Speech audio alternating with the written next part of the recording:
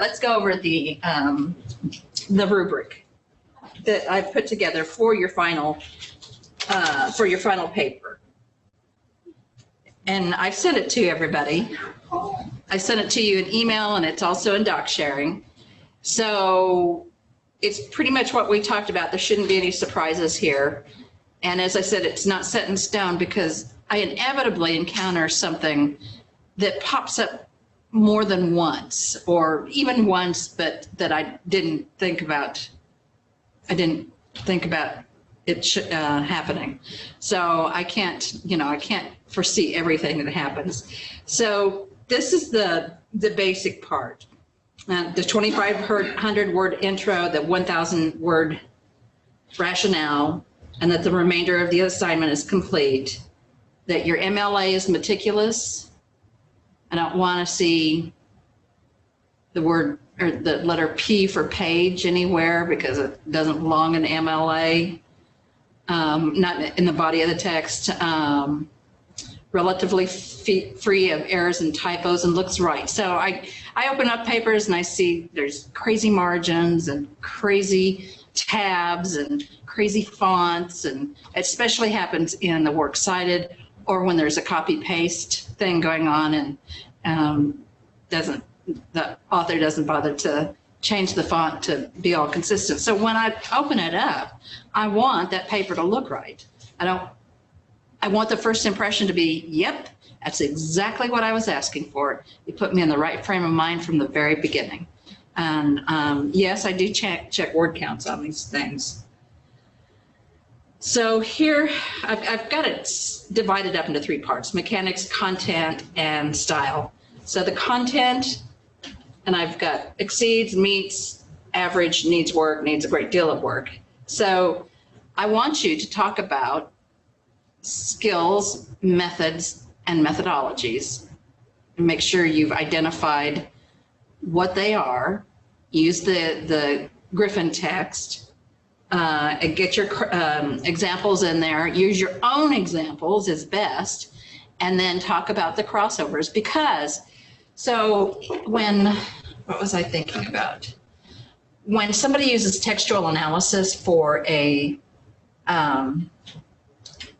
method, that also runs into skills, because in order to engage in a textual analysis, there's a skill associated with producing a good one, in terms of how everything gets framed and written. So there's crossovers on all areas, and there's certainly crossovers on methodologies and methods.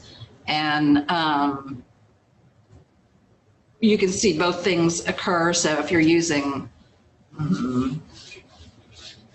archival or digital humanities as your method, you're gonna see different things for methodologies probably occur in any of those discussions. But get the terminology right. Otherwise, I've been teaching this class for no good. Organized, easy to follow, defines the method. So, you tell me, what is this method that you're using? How do scholars talk about it? What do they say? Provide different definitions, and figure out the one that you want to use and explain why, and how has demonstrated how the method is a method, and if applicable, has identified problems and limitations of the method. So again, for instance, archival, what has gotten archived and what's not available to be archived, and digitized stuff, what gets digitized, what doesn't get digitized, and why. So those are some of the issues that pop up. I'm trying to think, and just accessing archives. If you go to the actual physical archive, some of them are, it takes thousands of dollars to get there and stay there and study. So, it'd be great for me to go to England and get into some of the archives there of children's literature, but yeah, a wee bit too much for me.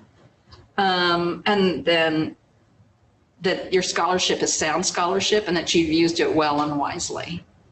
And then on a scale of 1 to 5, 5 being highest on style. For me, how easy was this paper to read and understand? And that there's actually going to be something right here. So the style, these are things that I can contemplate when I'm looking at when I'm reading a paper, what the things that I notice. Exceeds, so this is all for exceeds expectations, would be publishable text with little or no revision, close to publishable. And I have undergrad students who can write publishable text, so I'm not, I think you all have the ability to do that. Sentence structure varies, longish, but not too long. Yeah, don't lose me in your sentences. Medium sentences, short, pithy statements that make a point. Seamlessly incorporates and explains quotations and scholarship, so you just don't plant a quotation in your text and then not bother to work with it. You control your quotations. Don't let them control you. Scholarship and quotations meaningful, not just randomly used as if to fill some space up, or maybe it seems clear to you, but then you have to think, is that going to provide enough information for the reader? Which would be me. Incorporates the discourse lexicon associated with the method, so there are terms associated with each method that you should be able to talk about and incorporate and use as you become part of this professional discussion. Lively words that sound good and move the reader along. So I've given some things there to avoid. There is, there are, there was, there were. Be verbs, am, is, are, was, were, be, being, been. Passive voice, those kinds of things.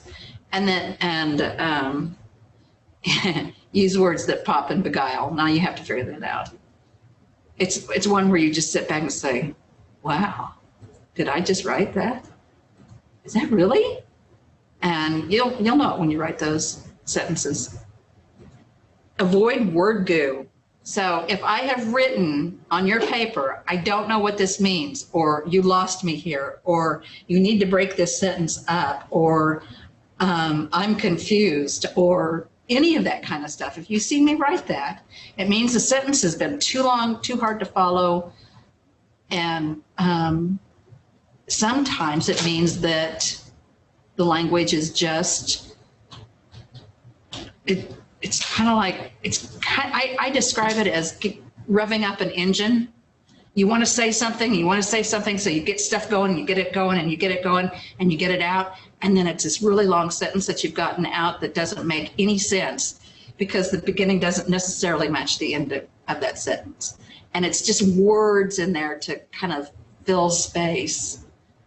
And I think I could probably write some of those that you would say, yeah, I get that. That's gooey stuff and hard to understand. So keep that in mind.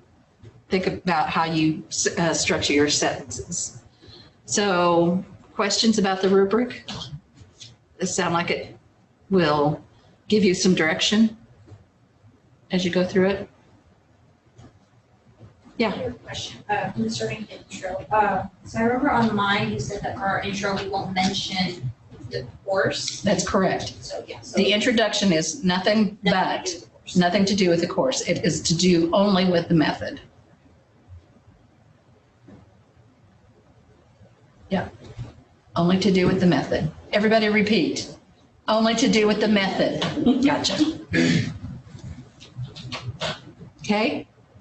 Other questions? I was going to add that one I emailed you about. I did want to clarify this. As long as we don't mention the course, but if we mention the text that we'd be using in the course in the introduction. And I think I said that was fine. Okay, I just want to make sure. If you didn't change your mind. I don't know. It's the end of the year. I don't know. I'm scared.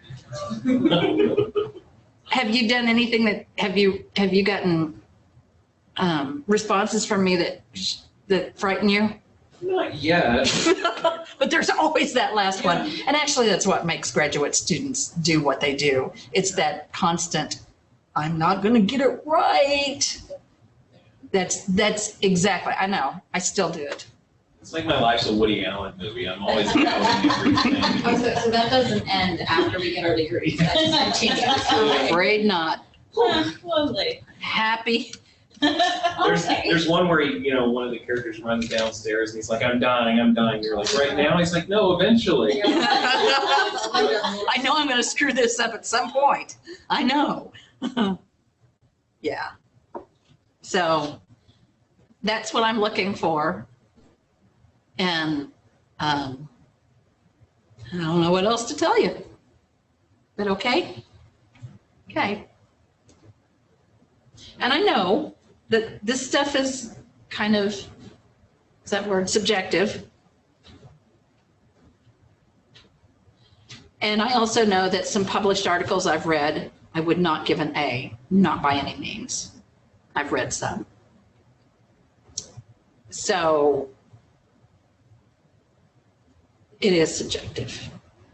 But I've kind of given you an idea here how all that works for me, what I look for and what I think about. All right. So it's Anna. How cool. Okay, so I just looked at this, which made me realize, because I copy pasted my title to that I misspelled a word in Spanish, but don't worry about it. Ariana's the only one who's going to tell. No one else, don't worry about that. Okay, here we go. All right, so my course focuses on the digital humanities, how it constructed as a method and everything, using Latinx literature as its base topic. So not specifically about Latinx literature, but using it as a pathway into understanding what digital humanities is, as well as the the platforms that come with it. I divided this little presentation in weeks. These are just some of the stuff we're going to cover, some of the books that we're doing. And so I will start on that. Okay, so in the first week, what I'm basically going to do is I'm just going to be introducing the idea of research methods to the students. I'll be defining methods and methodologies, kind of explaining the differences between how methodologies are theories, how they can be applicable to literature in different forms of academics versus method, which is how you get there. I'm also, the main thing that I'm going to be talking on that week, though, is how the two actually intersect, how one doesn't really exist without the other, and how you can differentiate the two even if they do meld together. For this week, I'm having the students, they'll be reading the Research Methods for English Studies by Gabrielle Griffin, that introductory thing, just to kind of understand the two, just because that was super helpful in this class. So I was like, that's got to be helpful in another class. There will be the discussion board per usual, but however, this along with the discussion board, it's going to be 400 words that they just kind of discuss what they read, what they're reading, what questions they may have about it. Along with that, though, when they come to the class each week, each student will bring at least one question that will benefit the class as a whole. Something they saw that was missing, something they didn't really understand, or even just a statement that might help other students. Just because I know sometimes students will think about certain questions that they don't think anyone else is having, but they do. And that'll be the first week. The second week will be the introduction into digital humanities as the method. I'll be defining it, how it has various platforms like archival research, ethnography, online publishing, edited collections, etc. We're going to be focusing on the purpose and the necessity within digital humanities, specifically how it's still a very modern form of research, but it's proven itself very, very well. For this week's reading, though, they're going to be reading Eileen Gardner and Ronald G. Musto's The Digital Humanities, a primer for students and scholars. It's very, very helpful. It talks about kind of the history of digital humanities, how it goes along with publishing, how it goes with different forms of study. Like it focuses on literary study, but it goes into other parts where people can apply it. Once again, there's going to be another discussion board. Majority of the class is going to be discussion board based. There's not going to be a lot of homework, but that'll be it. And once again, they're going to bring one question. Week 3, we're going to talk about archival research, because this course specifically is going to be focusing on digital humanities within archival research and databases. So for the third week, we'll be defining archival research and its subgenres. So like edited collections, we're going to talk about how databases go into that and different little things like that. For this week, we're going to be researching keywords and phrases to like further research. You're going to be introducing them to different forms, to different topics of archival research, not necessarily literature. It could be, I think I did one of my archival research things on the lesbian movement of 1970 or something like that, and it was phenomenal. It had great information. So that's what we'll be focusing on, is just different ways to find archives. What does archival research mean? What is contributed to it? For this one, we're going to be reading, I can't say her last name, it's Barbara E., a French word, and it's an article called An Argument for Archival Research Methods, Thinking Beyond Methodology. Once again, there will be the discussion board. You respond to that. You're going to bring in your question again, and that's just how it's going to be. However, this time there will be homework. There's going to be a 250 to 300 word proposal connecting archival research with Latinx literature. What they're going to be doing then is they're going to be using Latinx literature as the basis to searching through archives. They're going to be looking at manuscripts, they're going to be looking at photographs, different collections that they have within that to kind of really get into that. Once they start searching through that, they're going to create a topic. They're going to find a topic of their own choosing. Within that topic, they're going to do 2 to 3 scholarships. Scholarships meaning collections, meaning those manuscripts, meaning photographs, so they can contribute to that as well.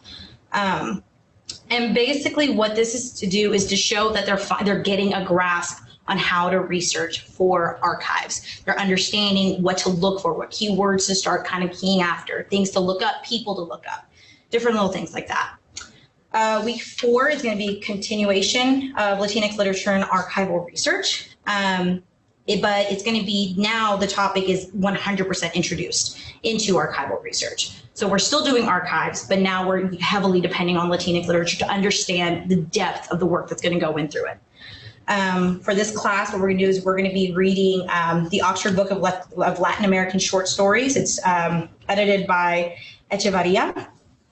And the students are going to have an option. They can read 2 to 3 short stories to start understanding it's translated. So I guess to start understanding kind of like the language, the culture that's going into these stories when translated, to know what they need to look up. So they can read 2 to 3 of those short stories, or they can read one of those short stories. My personal favorite little book, House on Mango Street. The reason I chose House on Mango Street, it's a children's Latinx book, but within this little, what is it called? It's basically like a little novel of poetry. It's written very well, and what it does is it introduces little traditions, little like some traditions, some phrases, different peaks of culture that aren't necessarily found in the Latin American short stories. Latin America focuses specifically on Central and South America, while this book will focus on more of a modern era of Latinx literature. So along with this, they're going to do their discussion again, but what they're going to be doing is, for this discussion, they're going to be talking about the keywords that they found within their readings. They're going to be talking about themes. They're going to be talking about different things that they've been finding in their readings that they can differentiate from American literature, British literature, anything like that. So, and then through that, they're going to keep continuing doing their archival research. The purpose of this discussion, however, is going to be making a foundation for a future proposal for a future paper they're going to write. They're going to be writing about what stands out to them, what are new things that they found out, old things that they found. Are any of these familiar? Are they completely just strange? After that, so the proposal for this is going to be that, you're going to use the proposal from before, and they're going to be constructing a paper. That paper is going to be short, 7 to 8 pages in length, and you're going to be using archival research to support it. You're going to be using what you're able to find within different databases, different collections and everything to support it's not necessarily your argument, but I guess your evidence that you're now understanding what archival research is, using Latinx literature as a basis. The paper is going to focus on findings, the scholarship in those findings, if they qualify as academic, if they're actual quality scholarships. and the significance of the topic within archival research. That's the main point is it significant? Does it need work? Does it need more? Is there more that you can find? Is it even a topic that is able to grow more than what it already has? After that, they're going to be growing into databases, and we're going to talk about the role of it within academics. This is a graduate course, so a lot of people are going to be already familiar with what databases are. However, I'm going to have, back to Gabrielle Griffin's book, there is a chapter titled English Research Methods in the Digital Humanities that actually talks about the textual computations of databases, the information found in databases, when it started, how it started, why it's still here, why it's still so important. And so they're going to be reading that. And the discussion is, once again, just talking about, what did you find in the reading that was useful? What is blurry to you? What do you think needs help? And they're going to bring that question again for their peers. For homework, for this one, it's going to be another proposal, and it's just going to be, they're going to create a topic to find within the databases. They're going to create a topic that's been talked about, written about, and they're going to use that as their database research. For the proposal, they need to be able to provide 4 to 5 scholarships associated with the topic, and they need to be from various databases. I have a really bad habit of all of my scholarships being from one database. And so I was like, you know what, we need to expand this to where they're looking at 3, 4, 5 different databases to understand, because each one works differently. Project Muse works differently than JSTOR. JSTOR works way differently than the MLA one. So it's just understanding that with each database, it has its own unique, configuration.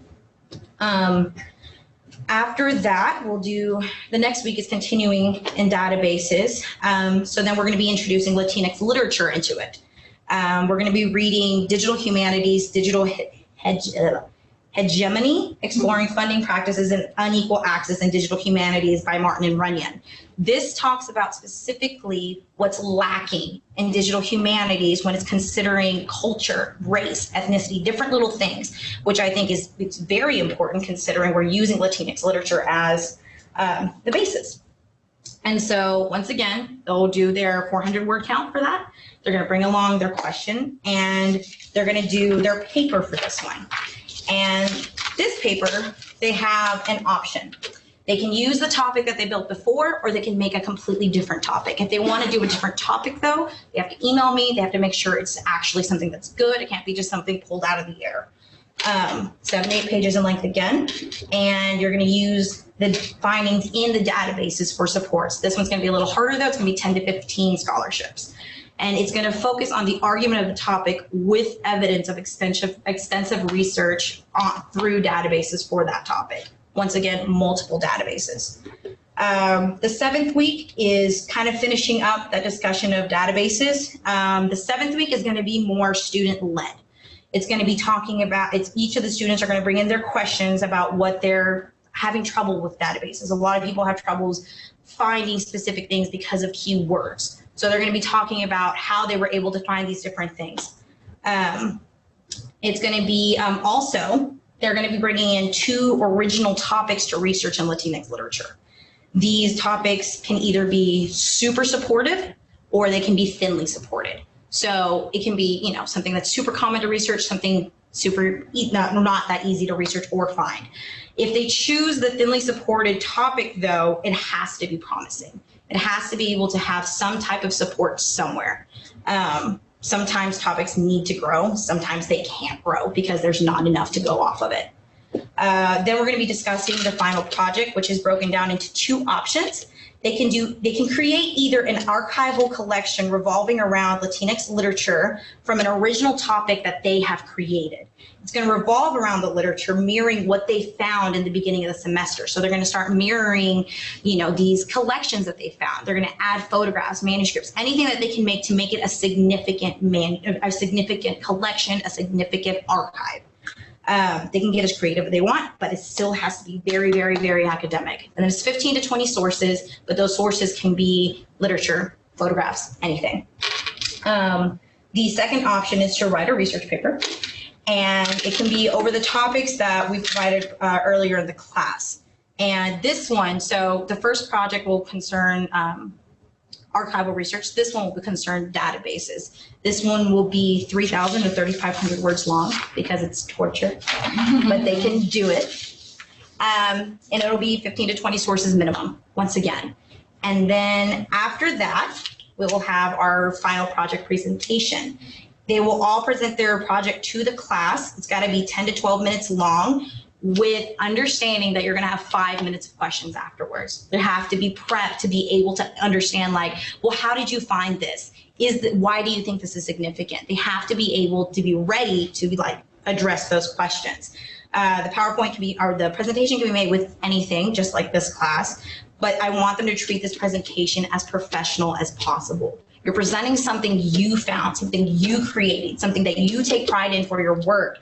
You're going to describe how you were able to take what you've learned in this class of archival research and databases. You're going to take as much support as you can to strengthen your argument that digital humanities is necessary, that you've learned all of this, you're able to apply it, and it's 100% a great source for research methods. And then, so their project just has to be very quick, not quick, but it has to be succinct. It has to be precise, and it has to be able to be intelligible by their other peers, since each one's doing a different topic. My poster basically just shows what we're going over. These are various names that we're going to be touching on within the class. Those are just the assignments and everything that we'll be doing for the class. And those are books. And I thought that was a nice little picture of books turning into pixels. I was like, why not? Digitized. And so there's that. Thank you. Thank you. Stay there. Does anybody have questions? Yeah, the book you said that was like your favorite book. Yes. What is it about? Like, why is That's it? all right. Tell us why it is your favorite. So I read this book back in high school. It was my freshman year of high school. I was not exposed to any type of Latinx literature until that moment. So it was one of the very first books that I read that described any type of Latinx life. And so it became a really big thing for me. There's a whole chapter titled Hips, Hips, Hips. And it talks about in a child narrative, it talks about basically the sexuality of Hispanic women growing up, what the stereotype is at a young age, and it describes the narrator as not wanting to fit that stereotype. And there's a lot of parts in the book that touch on that. It touches on assimilation. There's a character who she refuses to speak English because she's terrified that if she does, she loses home for good. And so there's another area that touches about, the whole book is mainly about her, the narrator, wanting to leave Mango Street and find success somewhere else. She's wanting to leave. She's constantly reminded, though, that she has to come back for the people who couldn't leave. And so it's a very impactful book for young readers, but it's even more impactful when you're an adult reading back on this. And for me personally, I think it gives insight to the culture that Hispanics go through immigration, through being the child of immigrants, and just from living in El Barrio versus living a city life. So that's one I thought it would be a really good addition to the class. Other questions? Like, guys, I'm sweating. No more, please. I have some. Yeah. And these questions aren't to grill you. It's because I'm curious. And we are not grilling our presenters. Just keep that in mind.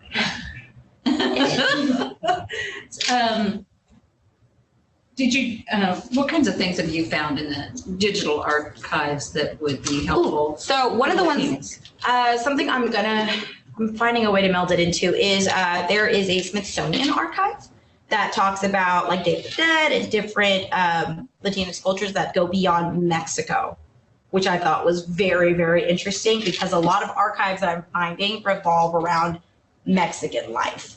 And I think that's beautiful. I love it, but there are 22 different countries and they all speak Spanish.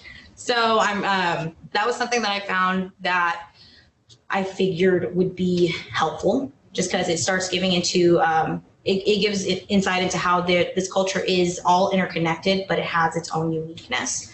I found that I looked up a lot of Chicano stuff, and there's not a lot.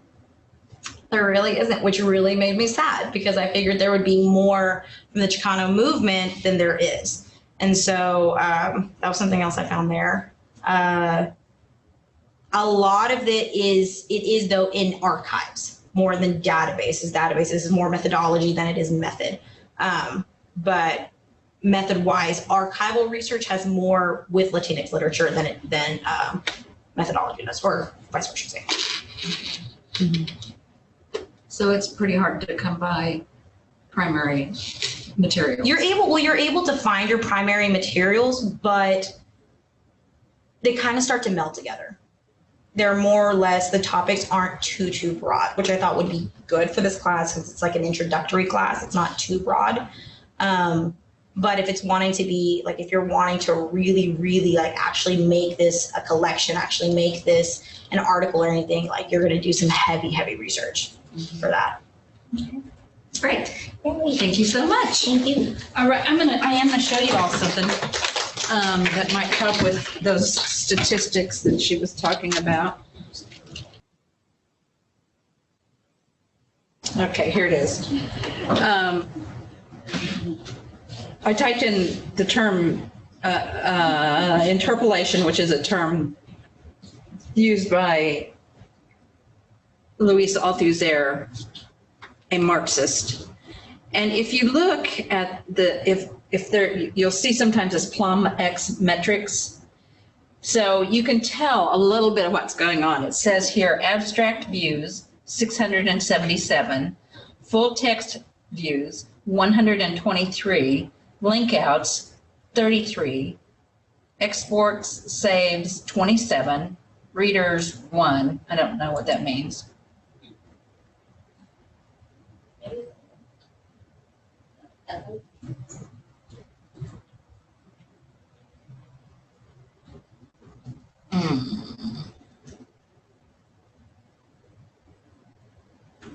So it's actually pretty well, it's been viewed a lot of times, or at least the abstract has been viewed a lot of times. And that's through EBSCO. And so that gives you that metrics. When you see that plum X, you can go further into it and see.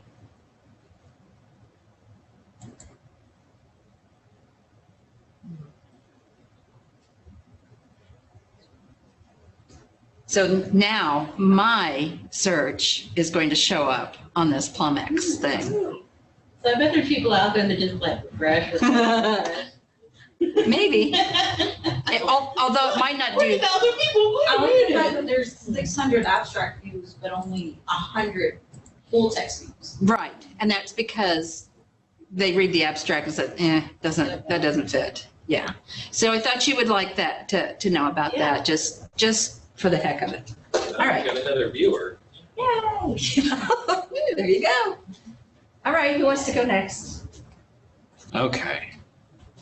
Anyway, so my course is English 713 Research Methods using textual analysis to read the Western. And kind of, I want you guys to visualize yourself as the students taking my class today or thinking about it. So the course description. I'm hoping that the students will use this course to hone their research abilities, to learn textual analysis, and specifically focus on Westerns. Especially, I want them to focus on Western narratives that deal with politics and allegory. And I'm going to talk a little bit more about that as this kind of goes on. The types of assignments that they're going to be required to complete are going to be short responses, participation, and I'm going to talk about specifically near the end their final essay over a case study, a film. Okay? So you're probably thinking two questions right now. Why textual analysis and why the Western? Okay, so textual analysis is not just solely relegated to film. It can be textual analysis of a novel, a poster, really anything.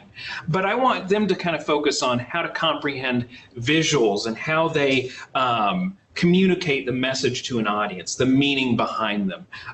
And hopefully this class will allow students to ascertain the ways that a visual produces meaning, and hopefully they can understand those meanings.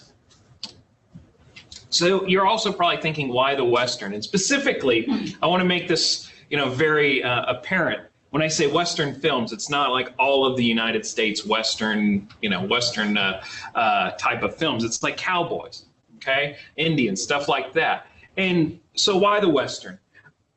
Based on my experience, rarely what you see on screen is the entire meaning. There's always a deeper meaning to a Western, a subtext, if you will, okay? This is a very small list. There's hundreds, but I chose like High Noon. A lot of people consider it to be a political allegory referencing McCarthyism. It's a critique. Sam Peckinpah's The Wild Bunch came out in 1969, right as we entered we entered Vietnam, so it's also seen as a political allegory for the violence occurring during Vietnam. You also have kind of comedy westerns like Blazing Saddles that satirize the genre. And lastly, this one's kind of an interesting one, is Brokeback Mountain. And as I'm going to talk about here in a few moments, using textual analysis is pretty much, it's context specific. You have to look not just at what's on screen, but the context, the time in which it was made. The time in which High Noon was made was during the McCarthy era. The time in which Brokeback Mountain was made, and this would be one of the, these are all films that would be required in my course. The time in which Brokeback Mountain came out was right at the height of gay rights and specifically gay marriage. So the time in which it's made kind of is imbued with meaning. So the learning outcomes. I want my students to be able to read the seminal texts that have to do with textual analysis, and also how to, be able to identify the meanings behind these Westerns, okay? And lastly, this is still a composition course. They're going to be doing a lot of writing, so I want them to write enough short response papers and lengthy essays to, hopefully help develop their writing. So, two of the kind of seminal texts that I wanted to focus on today that I think will be required texts in my course, and also just I think help you understand textual analysis better, are Catherine Belsey's Textual Analysis as a Research Method. I think Anna brought it up in hers, saw that, and also Alan McKee's Textual Analysis, A Beginner's Guide, very aptly titled. Now, it's a little difficult to see, but this is a painting, it's by Titian, and it's called Tarquin and Lucretia. And there's more to it what's represented on the surface. You can kind of garner from what you see that it looks like an attack. You can see the guy with a dagger in his hand. And it's commonly accepted that this was it's a depiction of a rape. It's very dark. But through, your personal interpretation of the painting, and also, and this is very important in textual analysis, is consulting secondary sources. There's a lot of meaning that you don't see that's on the surface. Based on the character's position, the man's knee between the woman's legs kind of gives you a little bit of meaning. You can infer that it's a rape. Also clothing, and this is kind of very interesting. It's a little difficult to see, but the woman is wearing bracelets and has earrings. If you're, like me, you don't usually go to sleep in your jewelry. To each his own.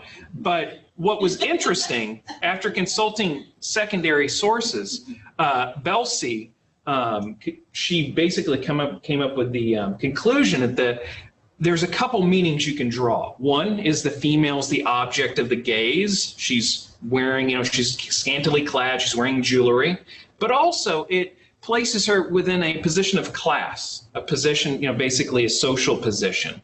And the idea of being raped, if you're a woman of higher social class, what that means.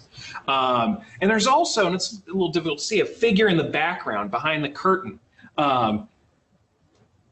This kind of plays to the part that textual analysis is not just what you see. It's not just personal interpretation. It's also consulting secondary sources. And after consulting secondary sources, you'll learn that the kind of the story behind this painting is that Tarquin basically said to Lucretia, or this is kind of based on true events, that if she did not sleep with him, he would kill her and put an African slave in her bed, and that would look poorly upon her. So again, this is one of the readings that the students will be required to read for the course. But going on, Belsey says there's no such thing as a pure reading of anything, okay? Everything is imbued with extra text. There's extra texts, okay? And the meaning is not exhaustive. It goes on. She said, be careful of secondary sources because it kind of limits the way in which you can understand or read into a certain, or make, I guess, an interpretation of a text, because there are other meanings. She also says that textual analysis, and I found this kind of interesting, is influenced, it's just not by just interpretation, your personal interpretation, but it's secondary sources, and specifically intertexts. Okay, so basically outside text, outside events, context influence the way in which you read a text. So this quote, she said, any specific textual analysis is made at a particular historical moment and from within a specific culture. In that sense, the analysis is not exhaustive. I'm going to go over a couple case studies, a couple films that are going to be required for my students to watch and write about. And I think this quote really gives you kind of a summative idea that if the historical moment at which something's made is kind of the way you have to read it. So the other required reading that they're going to have to read in my class is Alan McKee's Textual Analysis of Beginner's Guide.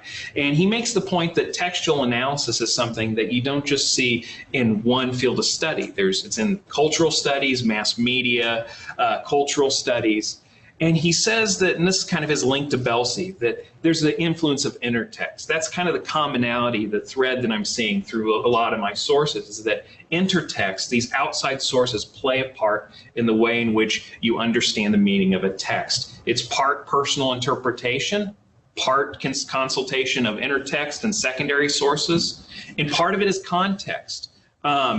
One of the quotes he had is said, I think it was along the lines of, when you try to make an educated guess about the meaning of something, he said, context, context, context, okay? So what is a text? You're probably thinking, what is it? Whenever you produce an interpretation of anything, whether it's specifically, I'm going to focus on film, but a book, TV program, a t-shirt, references a kilt, not sure how you can analyze that, but apparently you can. You treat it as a text, and it's something that we make meaning from. So this instance, I want to focus on the Western. So one of the case studies that I will force my students to write about, because I love it so much, it's probably one of my favorite Westerns, is The Homesman. Has anyone seen it in here? I think they have. I think it was fabulous. Okay. Yes, I have. You get an A. So I loved it. A general plot of the film, basically Hilary Swank plays a frontier woman living on the Nebraskan plains, and she volunteers to take these women that have quote unquote gone insane to a preacher's wife, a caretaker in Iowa. And the film is kind of framed around the idea that the woman has no place in the Western, that she has a very marginalized place. And I thought part of the course could also look at posters, because that's part of the film. And this is one of them released. It's very beautifully done.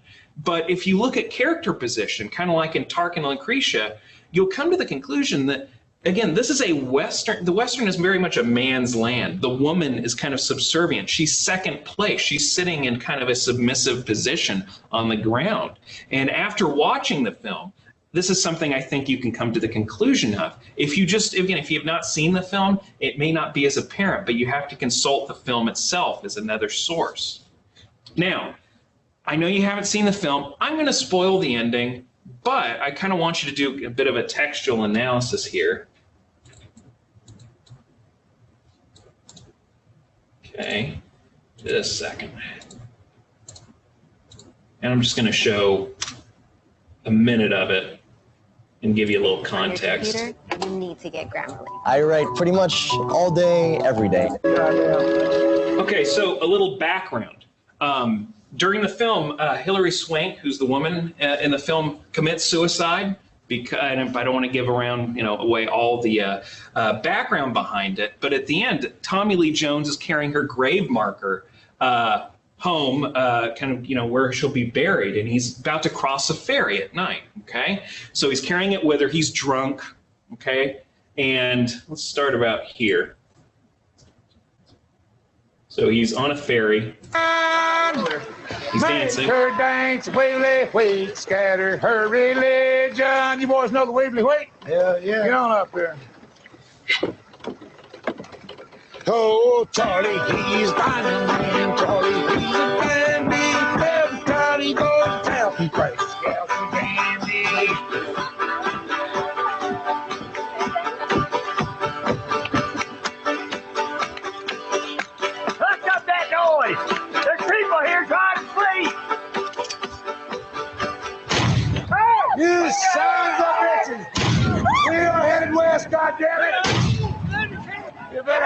It's a goddamn devil.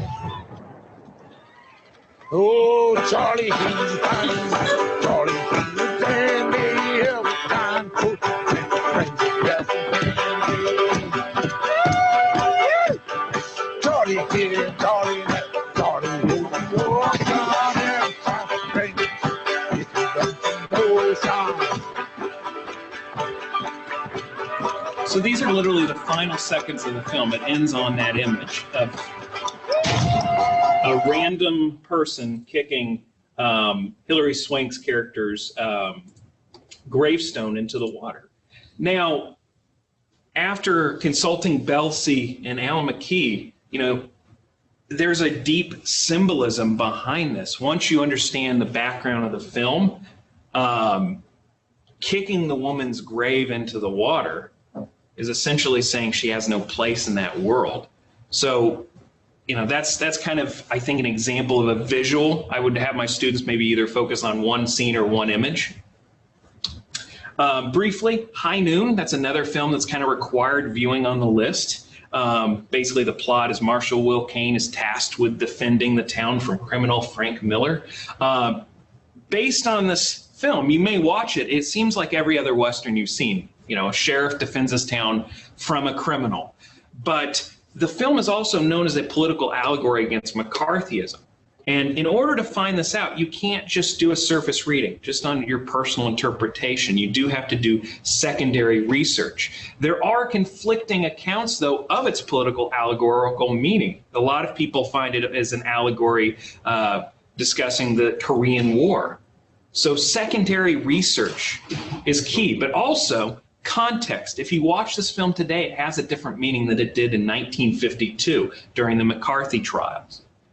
So the final assignment, I know you're looking forward to this. So if you're in my class, you're going to write probably a 10 to 15 page paper using either course documents, secondary sources, and a film, a Western, and you're going to analyze one of them. And you can focus either on one image from the film or the whole film. Now, ironically, this summer, I came up with a list of films I wanted my students to do a textual analysis on. So I have a long list here, and I'll send you this PowerPoint later to look at. But what I thought of is I thought of some key Westerns that you can kind of derive, I guess, do a textual analysis of, like, say, for instance, The Searchers, Django Unchained, and Hateful Eight. There's like a theme of race and class, and you can see that through certain images within the film. Same with, you know, you just saw a clip from The Homesman. There's other films that are feminist revisions of that genre. You have Brimstone, which is very difficult to watch, and Meek's Cutoff. And also revisionist readings of masculinity. So Brokeback Mountain, how men are portrayed on screen in the Western has changed. Even Unforgiven, it's very revisionist. Gregory Peck in The Big Country, and so on. So basically, in conclusion, if you take this class, you will learn, I'm kind of giving it away early, that textual analysis is not solely relegated to the individual's interpretation. It's also secondary sources and also context. So, questions? Okay.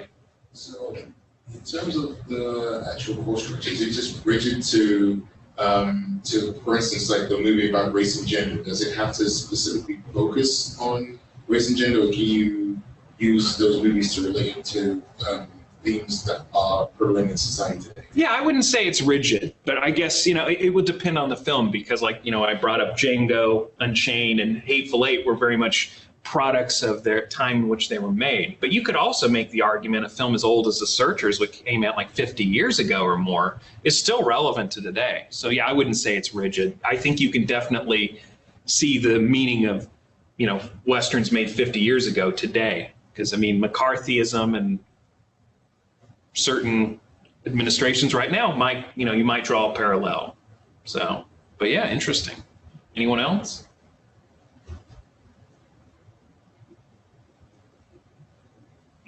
That bad? Oh, no. I'm kidding.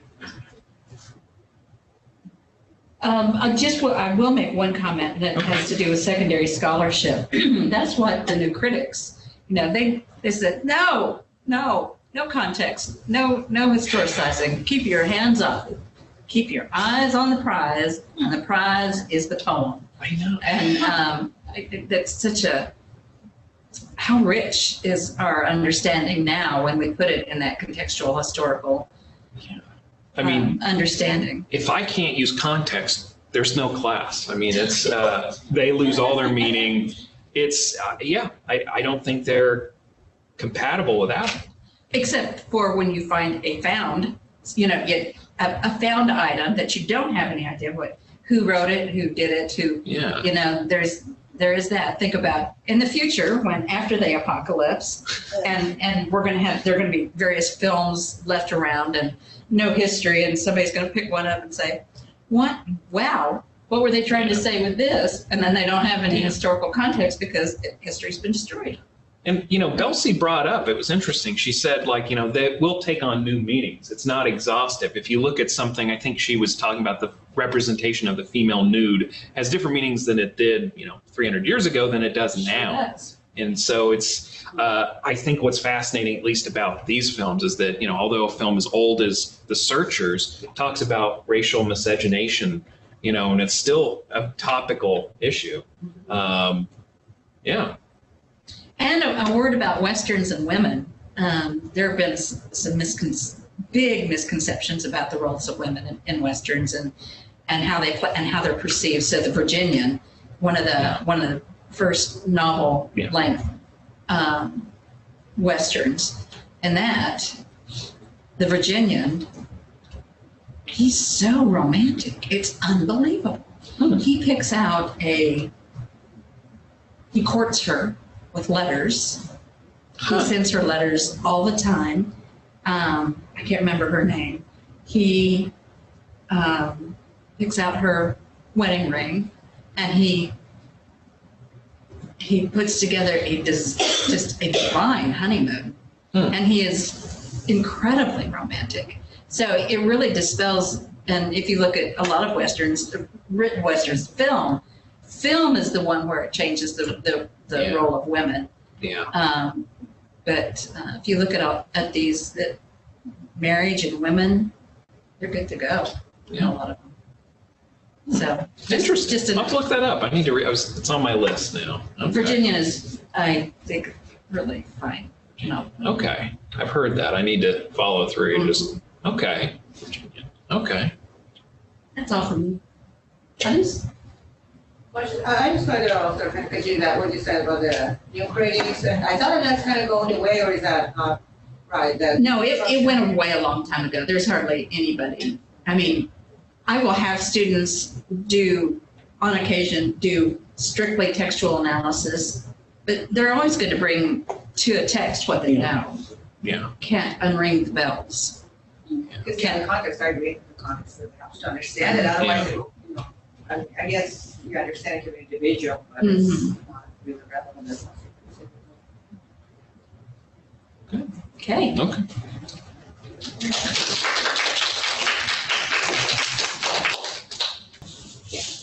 So I really enjoyed this project. I think it is a really great idea to develop our own course.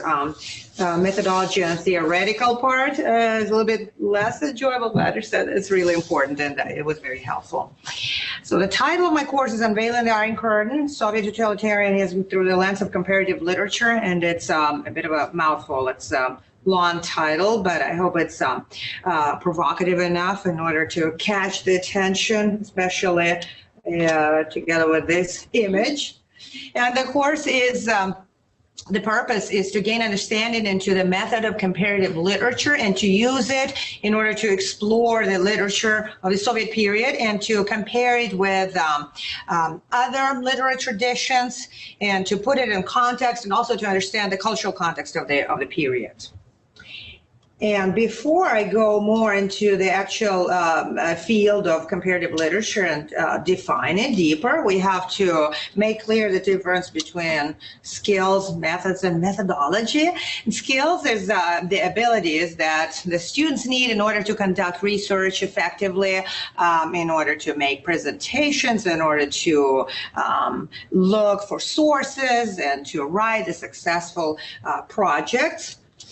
Methods is the actual approach to a theoretical framework, textual or discourse analysis. In fact, for comparative literature, since the field is so wide and so ample and really has no, the borders are very fluid, very similar to what we consider with cultural studies or English studies, it can involve any approach or any methods that we have discussed. It can be textual discourse analysis. In fact, a lot of from what Ian just said could apply, because the film representations from the literary work is the perfect example of how comparative literature works.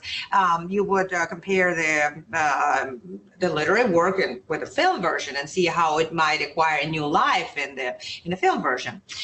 Cultural studies, of course, are very relevant since it is considering the work within the culture and helping understand the particular culture better. Archival research, visual methods, again, going back to analyzing the poster and finding this crossroads or relationships between the visual art or visual representation of the work and its literary basis. And methodology is the different perspectives, from the angles from which to look, from which to explore any particular work of literature. And contrary to what it may seem, in this course, the Marxism would not be a most relevant methodology, because a lot of these works actually express the defiance of the authors to any particular, to the accepted and to the approved norm of social realism, and they're trying to explore other genres which were not accepted. So any methodology but looking at the work from the point of view of the class struggle would work better. In fact, it could be post-colonial or feminist methodology or deconstruction or any of those, and perhaps Marxism as well, but not prominently so. Now, to get deep into the question about what is comparative literature as a method, there's been a lot of debate about the definition, because it's so fluid and because it's not very easily definable, because it crosses over to so many different disciplines and it's so hard to pinpoint. There's been a lot of debate among scholars about the actual definition. Now, as you can see from this image and different languages here, the most natural definition would be a comparison between different literary traditions from different cultural backgrounds. And that definition, in fact, has been in use for, and probably most accepted for a long time, since the definition was first used in the 19th century by what is called the French school of thought. And that was the school that governed and defined the profession in the 19th century. And I realize this image is very stereotypical, and I apologize, especially in front of the people of the French origin, but it's just to provide a little bit of diversion from somewhat boring or monotonous content of the course. So French school kind of monopolized the field and really governed the most famous scholars. They have been belonging to this school in the 19th century and in fact in the beginning of the 20th century as well.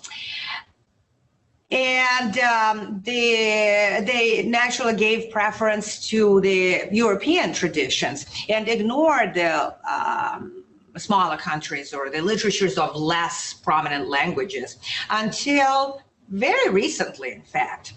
And then we have to consider also another school. So there's sort of this competition or the parallel existence between the French school, which is more conservative, and American school, which is more inclusive, right? And it's America, it has to be democratic by default. So it's more inclusive. In fact, it is more democratic because it considers a lot of different approaches and a lot of disciplines besides just the comparison between literature, between the work one work of literature and another. It does allow comparison with other fields of study, with any forms of human expression. In fact, it can be music, it can be film, comparison of literary work and film interpretation, or film adaptation. It can even go into the sciences, so you can even compare it to the sciences. One of the most common is comparison between the literary work and the art, visual art. And one example, which has nothing to do with the course, but to demonstrate, it's called, this term called ekphrasis. I'm not sure how to pronounce it in English, ekphrasis or ekphrasis, which means dramatic, vivid description of a visual work of art. It can be real or imaginary. And again, it's just an example, so it has nothing to do with the content of this particular course, but it's the picture and description or interpretation of the painting in a poem, in the form of a poem. Another example is Elogio de la Madrastra, Praise of a Godmother. I don't know if anybody's familiar, by Mario Vargas Llosa, Nobel Prize winner, who uses a lot of the art, and the kind of a story goes around it, and it's describing the fantasy inspired by the art. Very provocative, very interesting work. But again, this is just an example.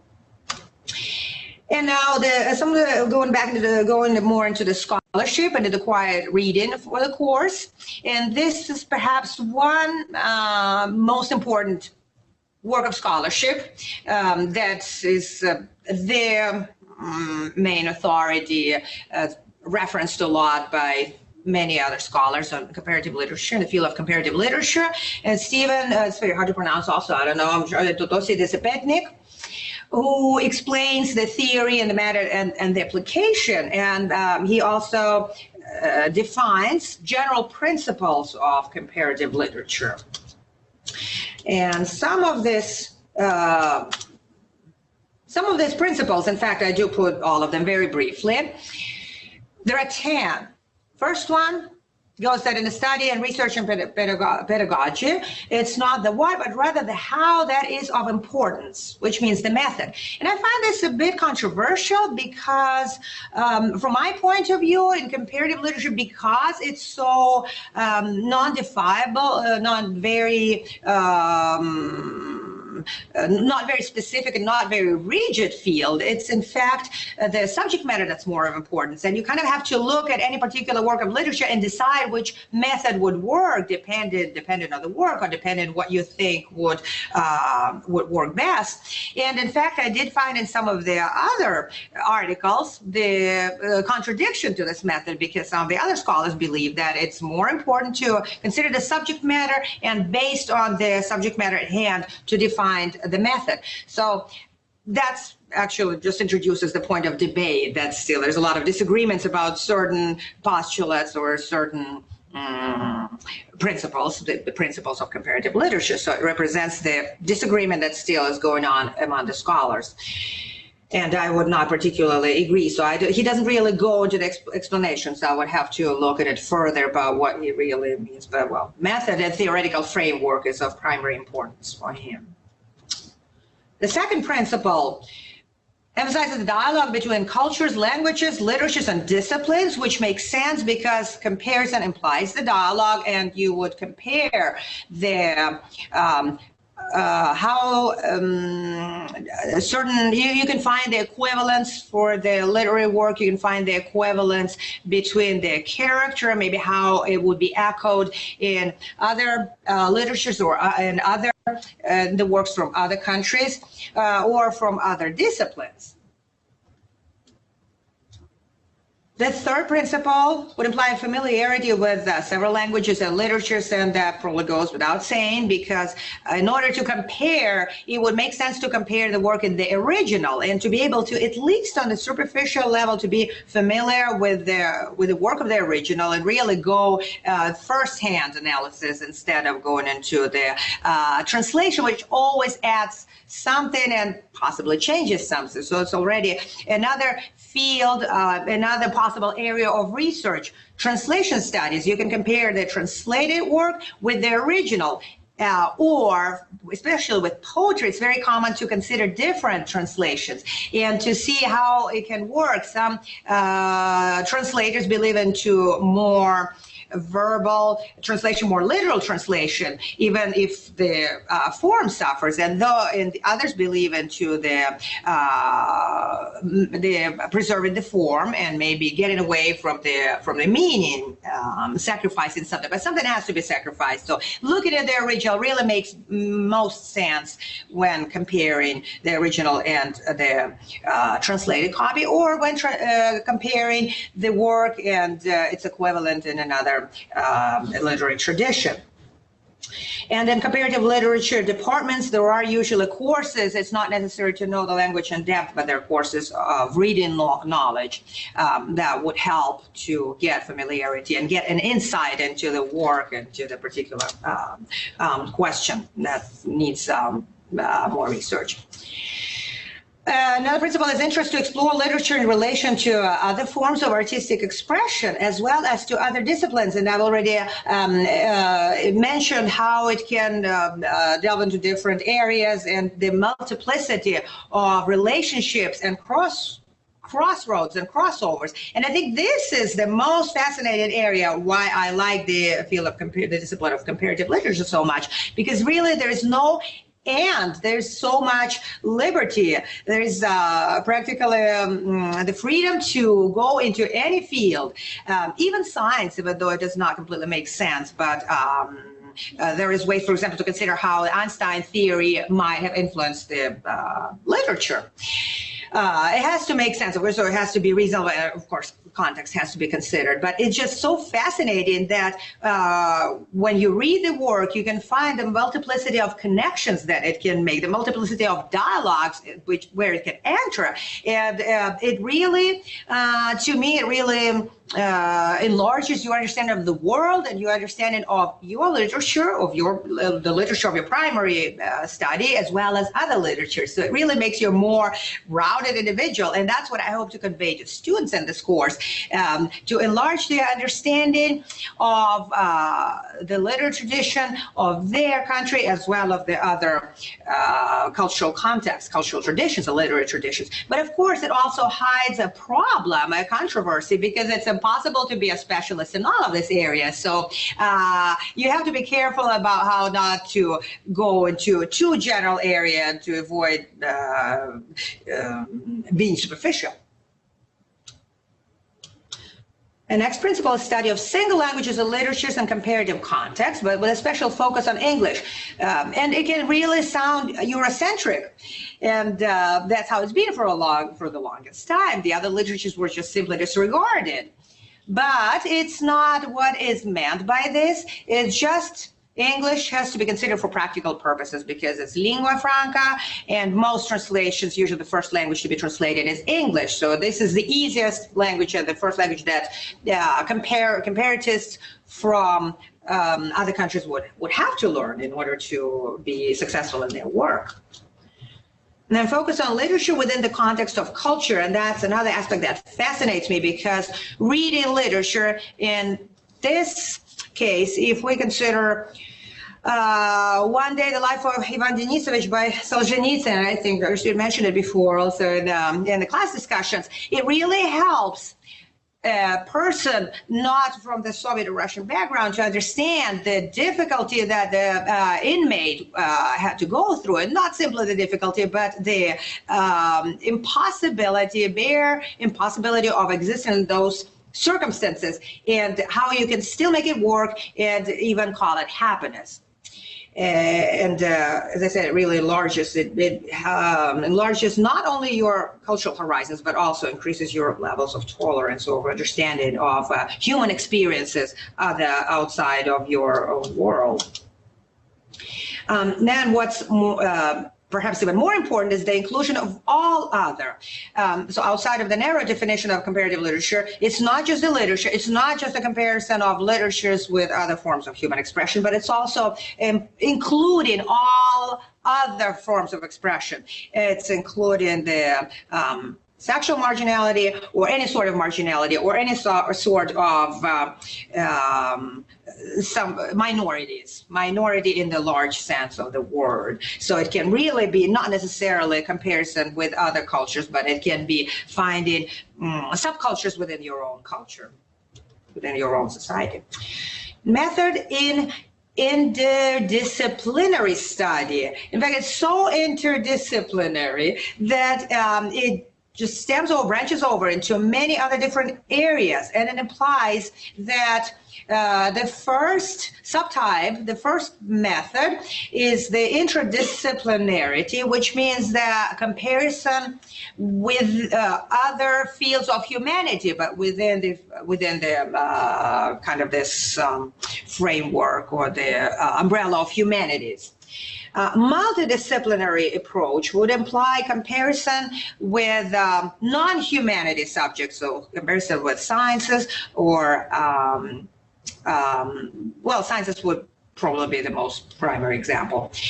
And pluridisciplinarity, which would mean the teamwork between scholars in all these different disciplines. And this is perhaps the most problematic because normally literary scholars do not necessarily prefer to work in teams, and especially if it concerns involving scholars from other disciplines, that would make it even more challenging. So this is sort of the more ideal approach or ideal principle that's very hard to implement in practice.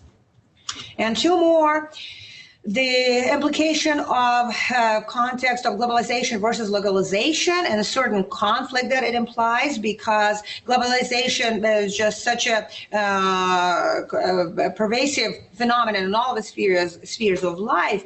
And of course, comparison between literature implies globalization stemming out of your own cultural tradition. But it's also difficult, and it's also very common for researchers to just still sway towards specialization in one certain area. So it's very hard to be with so many different areas. It's very hard to focus on all of them. So it's still very common to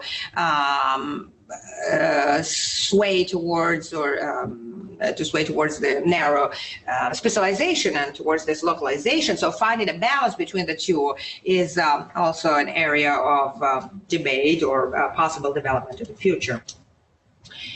And then the 10th principle implies the claim of vocational commitment of its practitioners. You really need to be dedicated to the field because it is so, you have to have the vocation and enthusiasm about this, because it does imply preparation in different areas, and perhaps hence lies the challenge as well as the potential of the field, that it's just so wide, it just so gives so much potential areas and so many ways where to go, that it's hard to focus and it's hard to stay focused on any one particular area.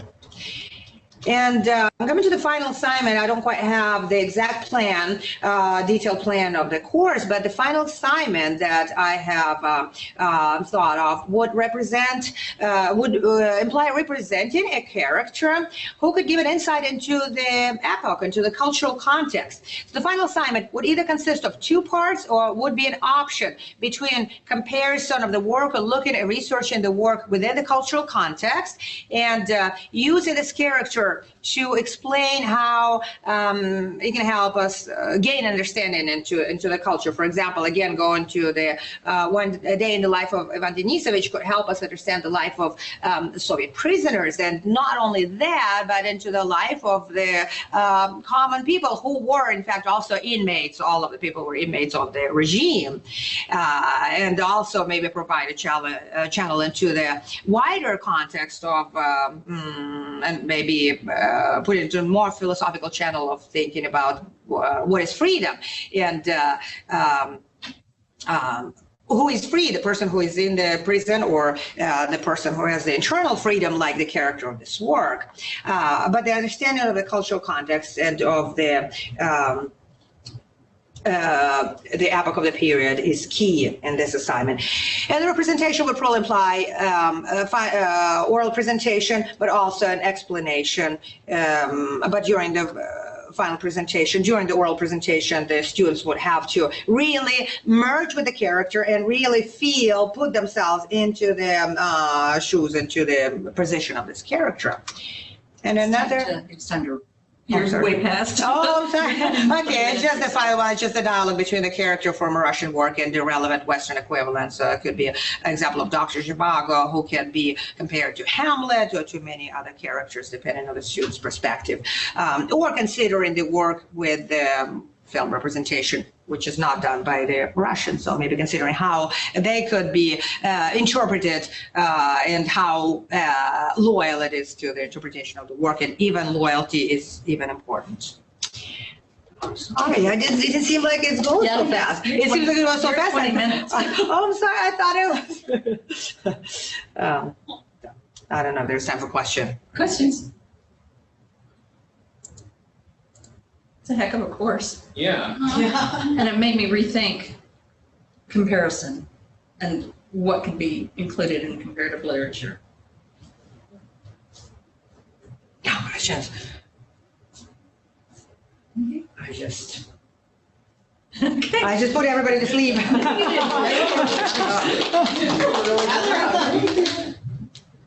So, my course is encompassing these three main areas here. So just kind of give you context into what led me to the course. We had the reading on languages from our text, which I'm actually going to be using as one of the texts for my course. And literally the chapter we're going to be focusing on is languages. And when I was talking about the different interpretations of language in literature, then I started to do a little bit more research, and then we found out that I looked into a lot of this stuff in terms of linguistic ethnography. Sorry, it's my words get minced.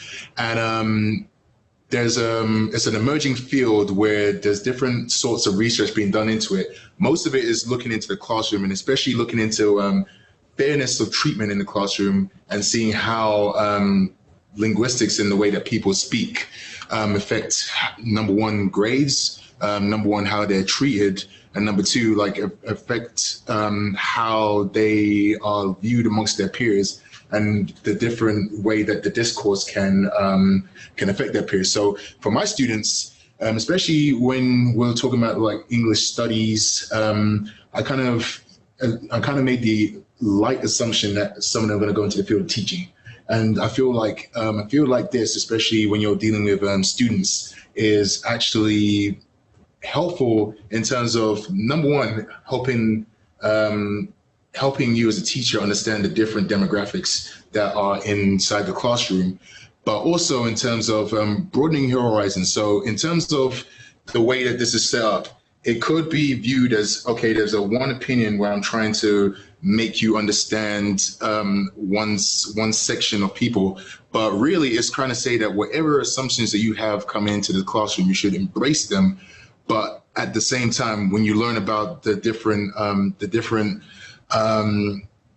cultural groups, especially through linguistic ethnography, which I'm going to explain in a second, that it should make you understand that there are different ways of interaction, different ways of discourse, and some of the authors that I've mentioned in here have actually had interesting ways which they've actually used linguistic ethnography and certain other research methods in linguistics to do some research. And so it was nice seeing Dr. Stewart's lectures for the past 2 weeks, because it kind of validated the rationale, because migration, diasporas, borders, race and studies, this is pretty much where a lot of this is really, really, really important. And then when you look at textual analysis, and this is jumping forward to mixed research methods, I'm going to have the students lightly go through textual analysis, especially looking at narratives, because when you can look at old slave narratives and also old narratives of people from different cultures, you can actually see, number one, how they evolved linguistically to become what they are now. And then number two, you can also see the different forms of speech and the different forms of interaction that they use to be able to interact with each other, and thus, bring them into this realm of what we call, of what we have, of what we, I guess, call. I feel really awkward saying American society because I'm not American, but I guess I can encompass myself because I'm here. But American society. All right. So in terms of the class structure, the texts I have, which if you guys want to look at them as well, they are on Amazon. The textbooks I'm going to get the students to get, it's going to set them back about $70, but they're good books because number one, the Linguistic Ethnography, which is by Julia Snell, Sarah Sho, and Fiona Copeland. Basically, it's a compilation of scholars who are talking about linguistic ethnography and the different approaches that you can have in terms of looking at linguistic ethnography. Because what I'm going to have the students do is, as well as reading the class text, I want them to actually go into like the databases, find their text, and find a good talking point. And what's going to happen is that each student is going to sign up for a week, and their talking point is actually going to be what the focus of the class is going to be that week.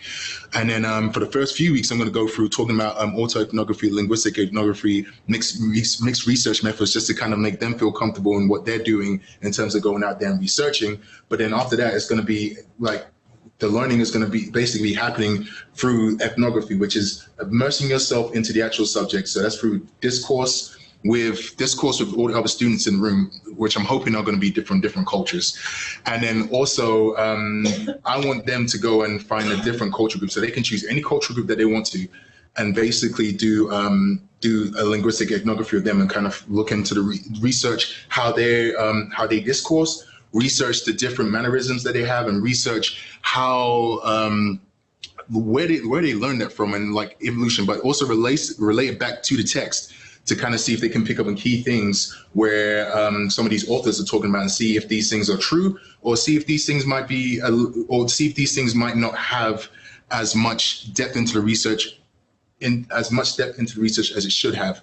And then that's where it leads into autoethnography, where I want them to not only think about it from looking as an observer, but having them reflecting themselves as an observer. And I feel like autoethnography is important in this course, because I feel like sometimes when we can talk about a subject, we forget about how the subject relates to us, and it kind of takes us away from kind of understanding the lens that we're trying to come from, and then almost trying to impose a lens on other people. But I want them to look and have some reflection and say, okay, while you're in this situation, I want you to feel, how do you feel as a researcher in this situation? But then also, if you were in the same boat as the people that you're having a discourse with, how would you feel as well? So it's kind of like you're kind of getting that twofold. So it enriches the knowledge, but then also, again, coming down to the final papers, it gives them more depth, and it'll give a more true analysis into what they are going to be analyzing for the final paper, which is basically relating back to the to whatever group that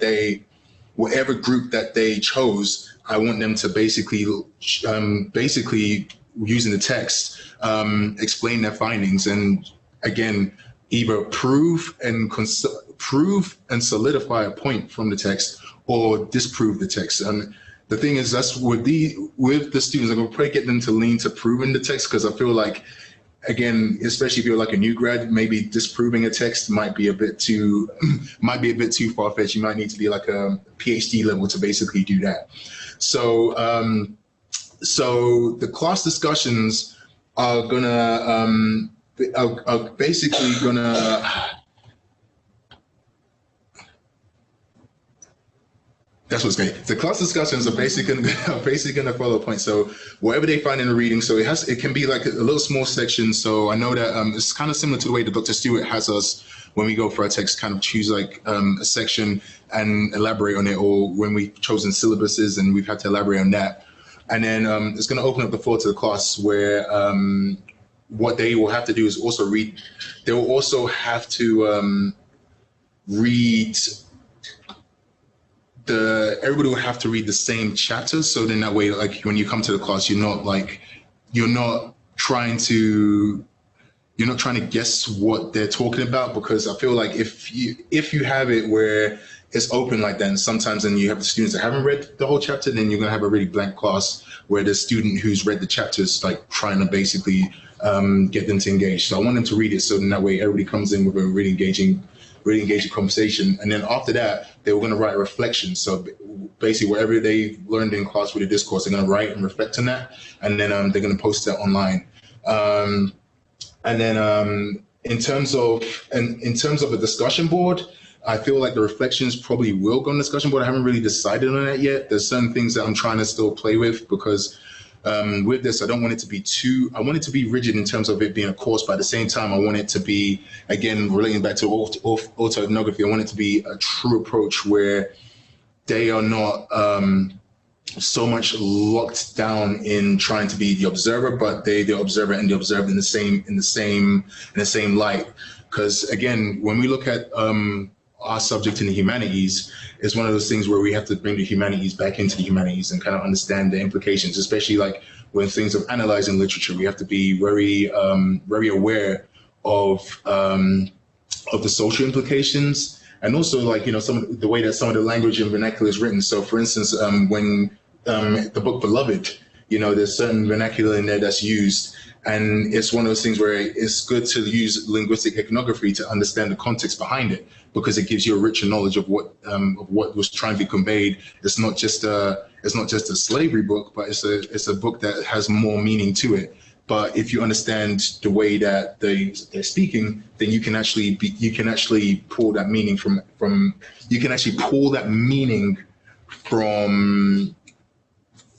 the actual text. And then going back a bit, the second text that I actually have for the course is Linguistic Ethnography by Fiona Coughlin, Angela Crease, and it's basically talking about the role of language within ethnography. Again, a lot of the studies that I have read about kind of like started because they kind of felt that when in a setting such as classroom, discourse is kind of put second place. A lot of other factors are kind of put into it, but they don't actually look at how interaction can affect the way that people are treated. And so Maritha Mendez, she was talking about the autoethnography in the way that she was one of the people that was looking at and observing the classroom, and the whole time she was kind of reflecting on, like, you know, seeing certain things, and it's like, well, if that was me, like, how would I feel about it? And so with that, it's become, how to put it, it's become it's something that more importance and relevance should be put in. So that's what I'm hoping to kind of like show to the students, but then also kind of like get them to understand that, like, you know, when they're doing research, stuff like this, which is a powerful tool, should not be overlooked. And then when we come to mixed research methods in linguistics, it's actually kind of like going back to what we studied in class, where there's different varying ways in which you can basically pull data. I'm going to lightly cover statistics in this class. I'm not going to go into statistics, because statistics in itself is a whole discipline that I feel like it wouldn't be done justice doing it so much within this course, because again, you know, statistics can go like as far as, you know, looking at different focus groups and so forth. And I think that's, again, for a course like this, that's not the main thing. You're not trying to be statisticians. We're just trying to kind of like, you know, find out more about how we can use this method of research and just study language. And then, but the one thing also is with the quantitative research is basically researching into past methods, like what people have done before. And I think as scholars, we can embrace that. Again, a lot of our readings is looking at what scholars have been talking about and what they've done before. And I think that this is going to be important in this case, in terms of, stuff that we do is nothing new under the sun, but we can probably refactor ways and find new ways to kind of do things by looking at what's been done already. And that's what I'm trying to get at in my final paper, in terms of like, look what's been done out there already, and how can you improve that, or how can you add to the field? And again, like Dr. Stewart said, hopefully we could get some conference level papers, and then again talk about the field in more depth. So I would want my students to be like thinking about writing conference level papers simply because I feel like there's a lot of engaging stuff there that can be very useful to not only my class but to others out there who are in the field. And also I want it to be something where they're not afraid to they're not afraid to engage with different groups of people. And I feel like, coming to America, this is me doing autoethnography right now. I feel like it is a thing where I feel people are really afraid to engage in engage with people that are not the same as them. And it's not a bad thing. It's kind of like, we all, it's the thing, like if you're in an event, even if everybody is family, you stick to your own section of family because there's people you're comfortable with. And I feel like, for this, and I feel like sometimes that's where we can get certain social injustices and misunderstandings. Not trying to say that this is a class that's trying to, right social justices, but it's a class where it's kind of like, okay, we're going to make you aware of certain things, make you aware of certain things through speech. And then, again, be able to and that's one of the learning outcomes, just be able to use linguistic ethnography, and also one of the other learning outcomes, use linguistic ethnography not only just to study actual discourse, but to study discourse through different media, like Ian was saying, through his Westerns, and textual analogy being textual analysis, not just being locked down to a certain medium. Margaret Wetherill, she actually did a linguistic ethnography of Big Brother. So she actually looked at the way that they were interacting and was able to do an ethnography about that. And so that's one of the things I'll tell my students, is that you don't have to just look it down to actual interaction, which is physical. You can go and find a bunch of movies which are pertinent to the group that you want to study the way that they speak, study the way they interact, see if they interact with other groups of people, and then be able to produce a research on that. So yeah, with that, that's pretty much my class. With my syllabus,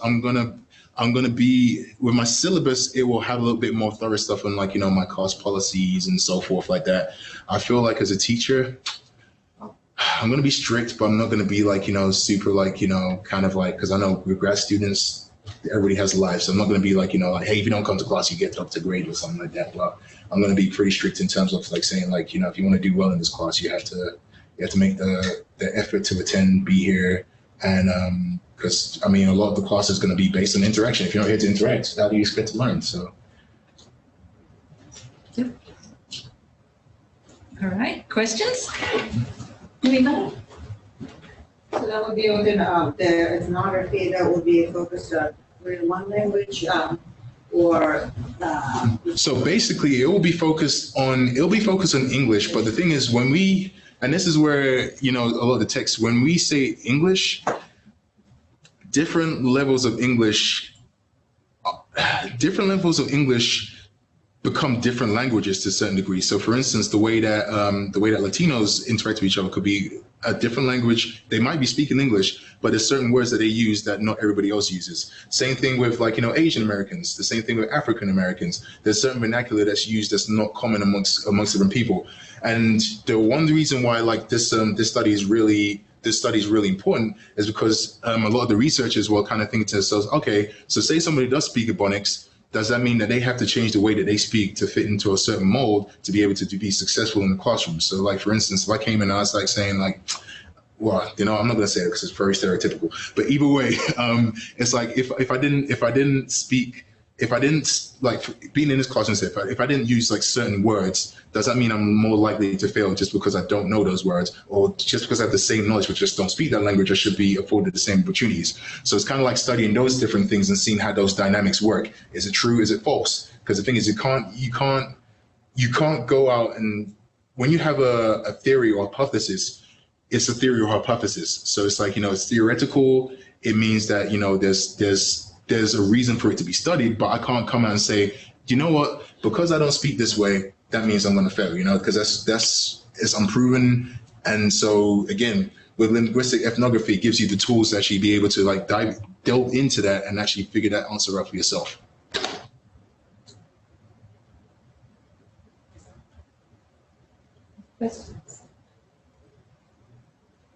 Thank you, Jason.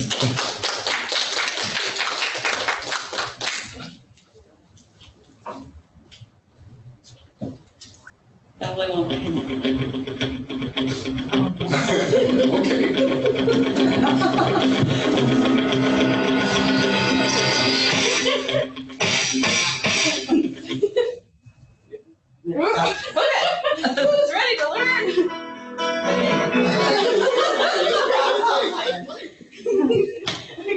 Who's ready to learn about a new research method? Need my notes. Where did I put them? Okay. You tired of your boring old research method? Well, have I got a research method for you. For today, we're going to talk about creative writing as a research method. Let's see. So,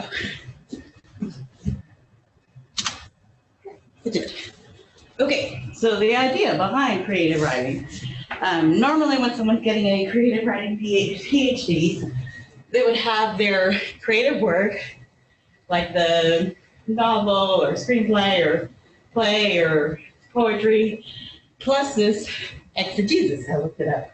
Exegesis like Jesus.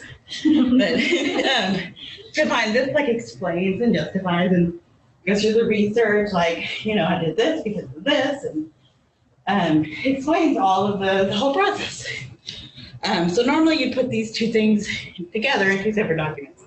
Part of this area of research, and it's very new and emerging, is putting those together into one in some way. So it's both a way to do research and obtain new knowledge, and also a way to present that research.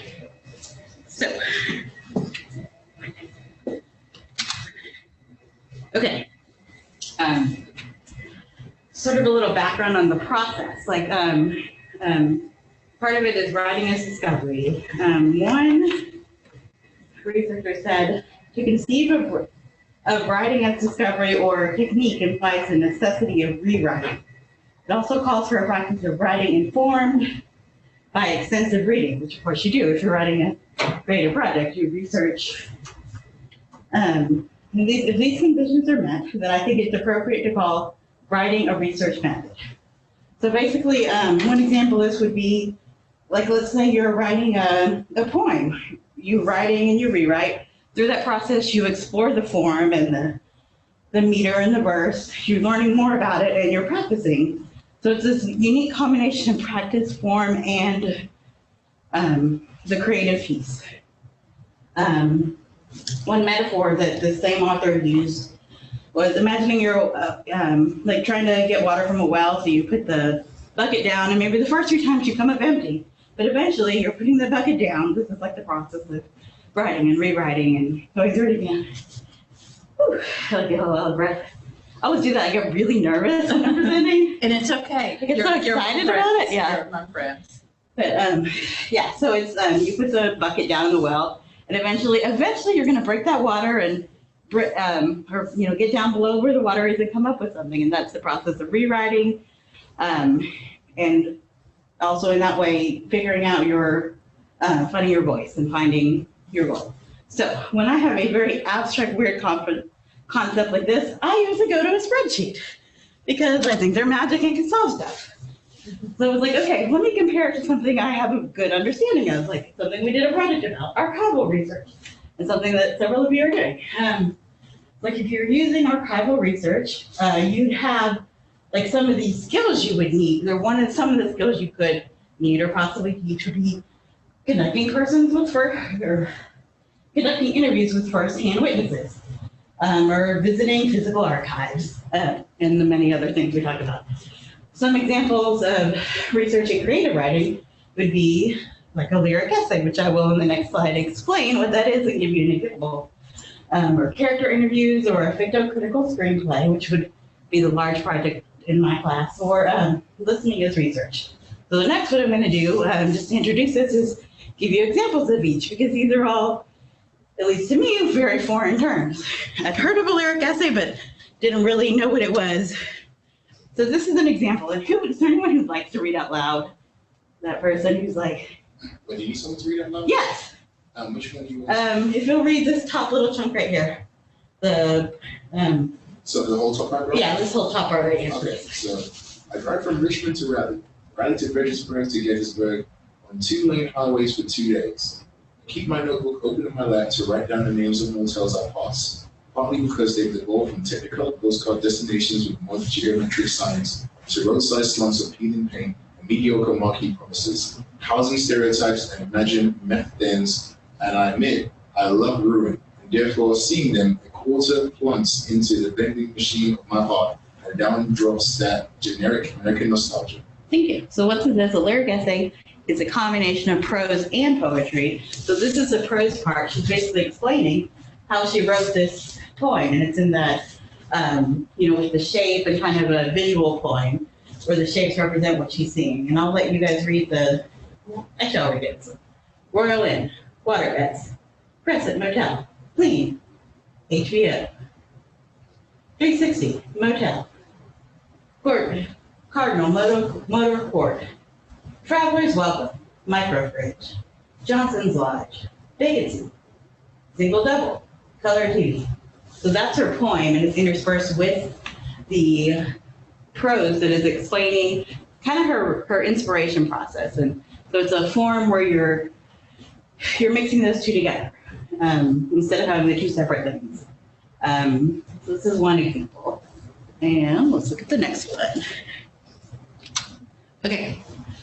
This is one as a section of a ficto-critical screenplay. So you take a screenplay like they were writing, just a normal producible screenplay, and as part of it, the poor people online are like, can you guys see me? You're like going in and out here. I don't know. Maybe they're not. Yeah, okay.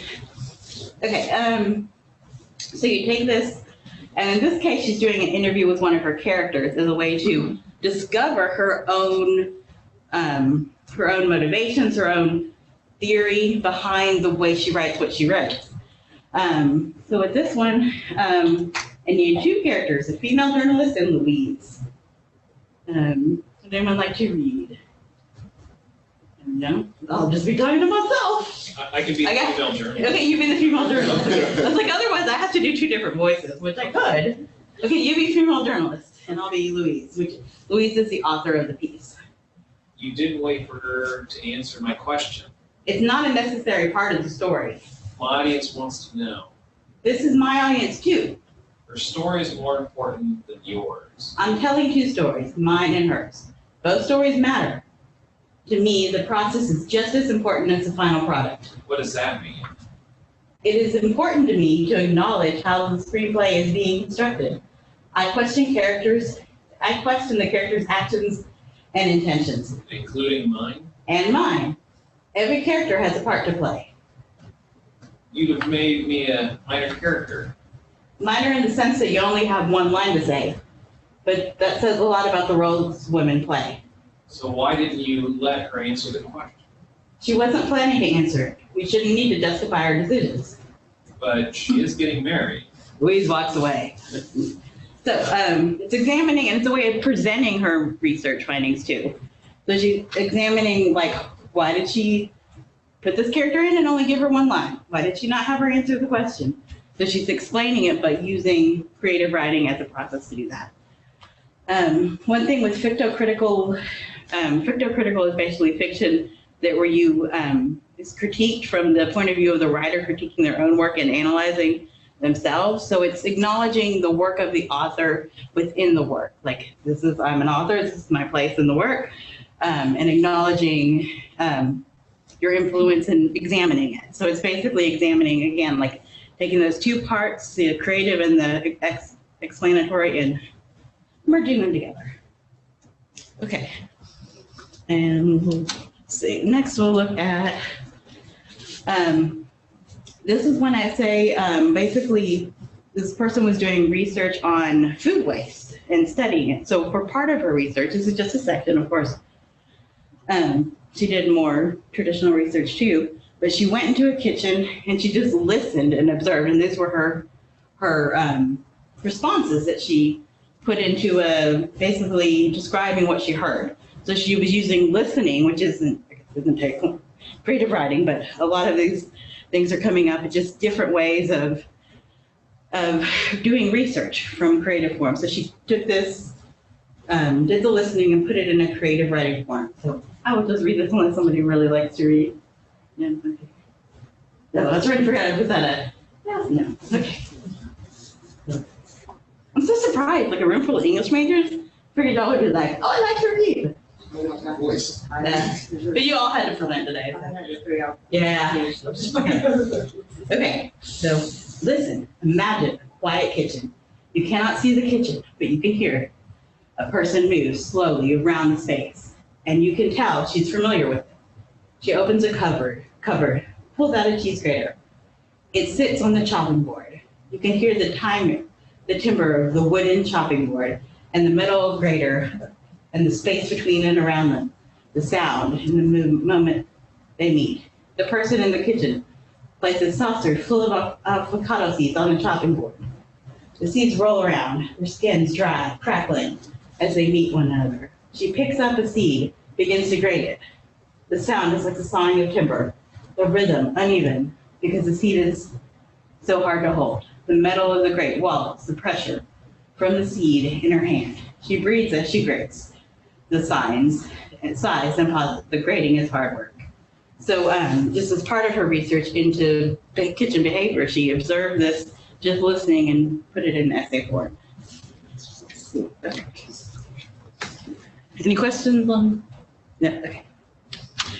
Okay, so basically, this is kind of a visual representation of this process. And if anyone, I don't know if either of the two online people are in, there's a what if class. I don't think you guys are in it, but I know several of people in, it's a creative writing class. It's also a history class. No? No. No, they're gone. No, I know a couple people in there mentioned being in, because they had read the Philip Roth book. So a couple of them are in the online class. Maybe not you guys, no? Okay. Well, in there, what we're doing is writing an alternative history. It's a creative writing class combined with a history class. So this is really a good example of exactly what we did this semester. Because our final project is a work of a fiction or creative fiction where you're imagining one little thing went different and, you know, like Hitler won the war and then this happened, or that type of, it's a really common one, but it's actually what I'm doing. But it's, yeah, it's like a cliche at this point. But experimentation and practicing, we just practice in writing, surveying, criticism, just going through this process all the way through this until eventually you come up with a scholarly creative output, which is just the idea that I keep coming across with all these different things is just there's so many different ways to present research and define research or to do research. And just the idea of being not confined to this is how we do it. This is a research paper. Like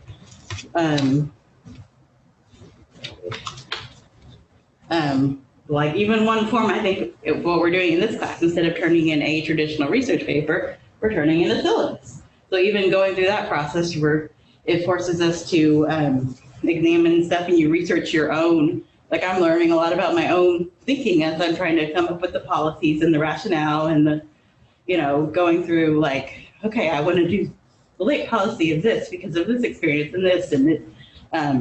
So yeah, the idea is basically we can present research findings in many different forms than what we're currently doing. And creative writing can be one of them. So thank you. Oh, and I want to end with the kids be like, you know, look under your chairs and you get a research method and you get a research method and you get a research. So that is my presentation. Thank you. Thank you.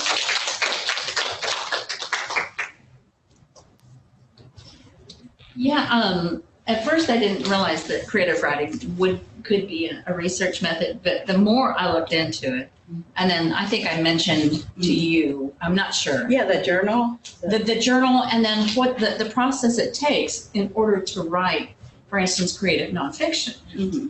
It takes an enormous amount of research. It doesn't show up on a works cited page on that creative nonfiction. But you can see the kinds of research an individual has to engage in.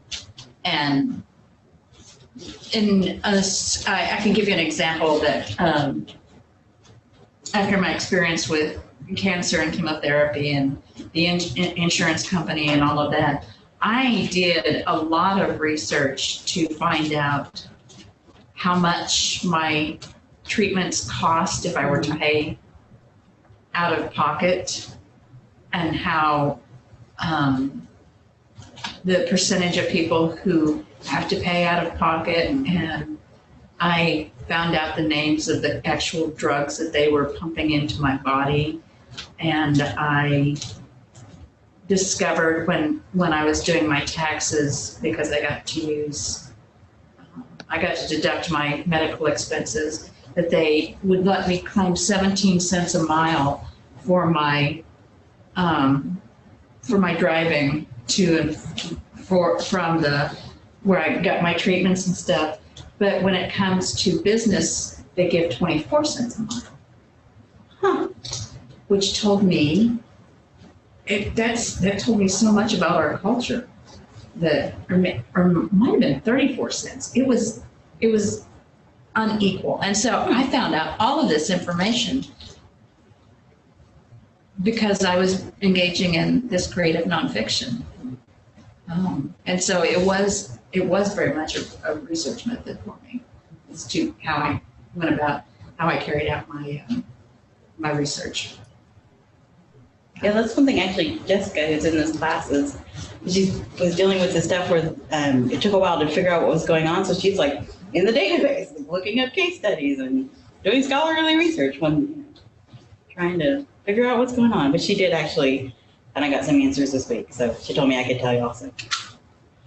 She got, basically they figured out what it is. It's not a blood clot, it's a pseudotumor. So they may have to do surgery to fix it, or it may go away with medication. So that's what's going on there. She was getting tremendous headaches. Yeah. And there was fear that there was, a very, very serious, I can't remember it was the potential diagnosis that she could have had. Anyway, yeah, she's good.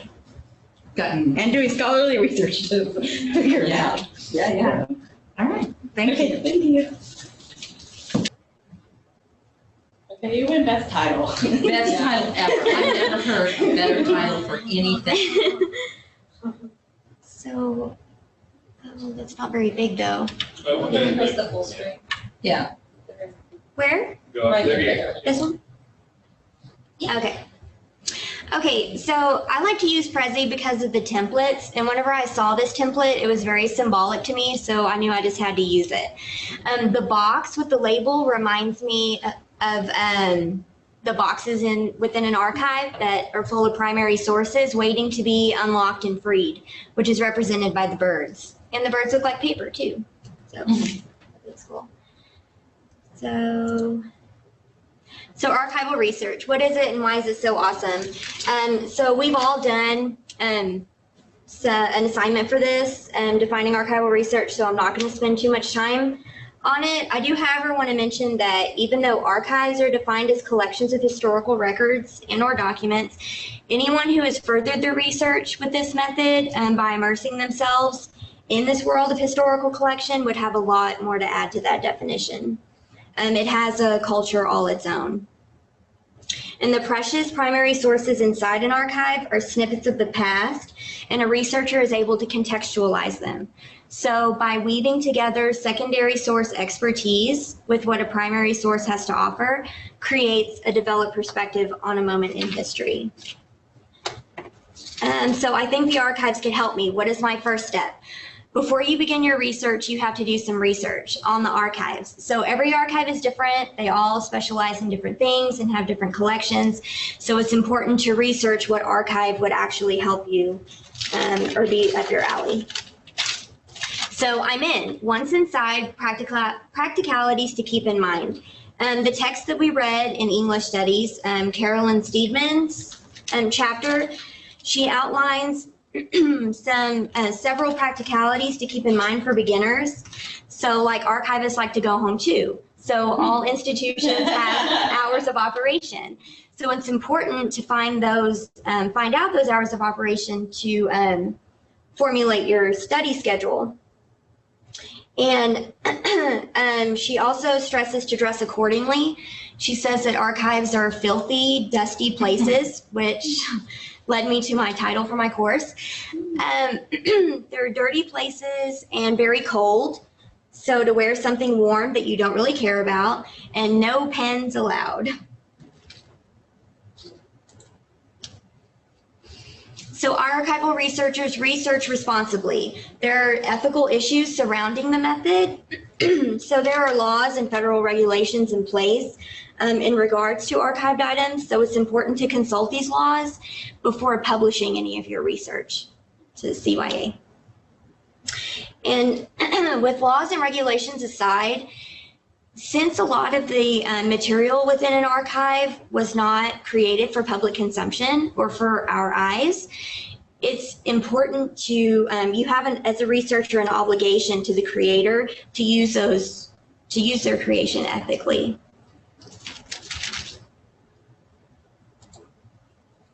So, a mini review of the scholarship. Since this part tends to get a tad boring, allow me to spice things up.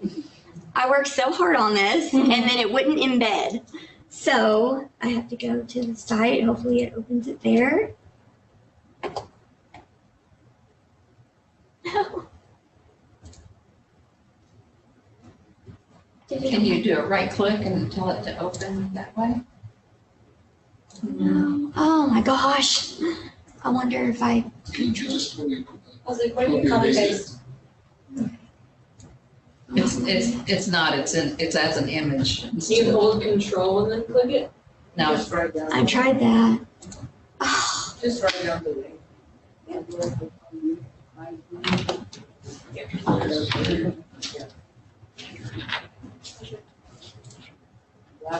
Oh yeah, well let me edit. Gosh. Maybe if I edit. Yeah, you should be able to copy Yeah. paste. Now you don't push with it. Ah! So Wait, go just back.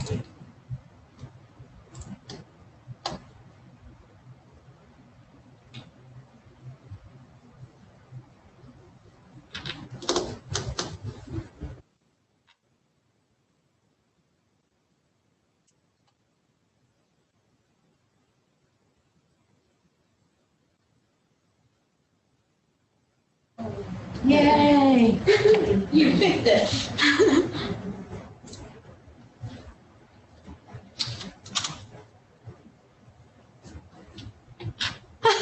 Oh. This is not meant to work. Okay, I did my makeup for this. Hey, so I'm going to talk about some of the existing scholarships.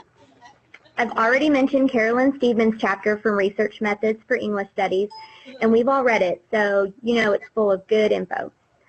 There are 3 notable sources I would like to mention that are great resources for developing an understanding of the archives and archival research. Laura Millar's book, Archives, Principles and Practices, is an excellent resource through and through for introducing the archives and what they have to offer. She communicates in simple, clear language what to expect from archives and their nature, types of archival institutions, such as community archives, museum archives, indigenous archives, activist archives, online repositories, etc. And she highlights trends in archival history and theory. In terms of archival history, she maps through centuries of what was considered archival material and asserts, across the centuries, the reasons archives were valued and ways in which they were preserved varied according to local custom and inclination, quoted from page 37. Millar further stresses that due to the realm of digital archives, what is now considered to be archival material has become quite ambiguous, to which she offers her own definition. A small portion of all the information, communications, ideas, and opinions that people or organizations create and receive as part of their daily life and work that are captured in recorded form and kept because they have some kind of value beyond the moment. Quoted from page 4. Another great textual contribution is Catherine Tirabasi's chapter, Journeying into the Archives, exploring the pragmatics of archival research from the book, Working in the Archives, Practical Research Methods for Rhetoric and Composition. She describes her processes and procedures for a long-term archival project. She mentions that her archival research was a mixture of random and order. It was random because at times she had to sift through box after box of material she could not use. Yet, ordered was mixed in as she began categorizing, making lists, and narrowing her search. Renee Louis Gaillet's article, Performing Archival Research Methodologies, raises multiple issues associated with archival research methodologies and methods, and is based on a survey of recent scholarships and interviews with experienced archival research, quoted from abstract. Gaillet quotes scholar Barbara Leplatinier in reference to the importance of integrating discussions of methods and methodologies when she asserts, just as methodology allows us to theorize the goals of our research, methods allow us to contextualize the research process or the researched subject and materials. Quoted from page 36. Gaillet goes on to contribute her own assertions and posits that archival researchers are primary source investigators, and increasingly, scholars interested in primary investigation are 1. Revisiting primary and canonical materials with a new set of research questions in mind. 2. Mining a broader range of archives than heretofore considered. 3. Viewing and adding to existing archives in ways that make knowledge rather than simply finding what is already known. And 4. Taking advantage of new technologies to expand the scope and possibilities inherent in archival investigation. Quoted from page 36. All right, that's enough of that. Let's get back to the presentation so I can tell you all about the course I created. And how did you get your lips to move like that? You have to cut it out, and it takes a lot of setup, but it was from my teacher toolbox. Kids love it. I'm using that. It's called Blabberize. And it's free. It's funny. Okay, how do I go back? There it is. Okay. So, what happened? Great.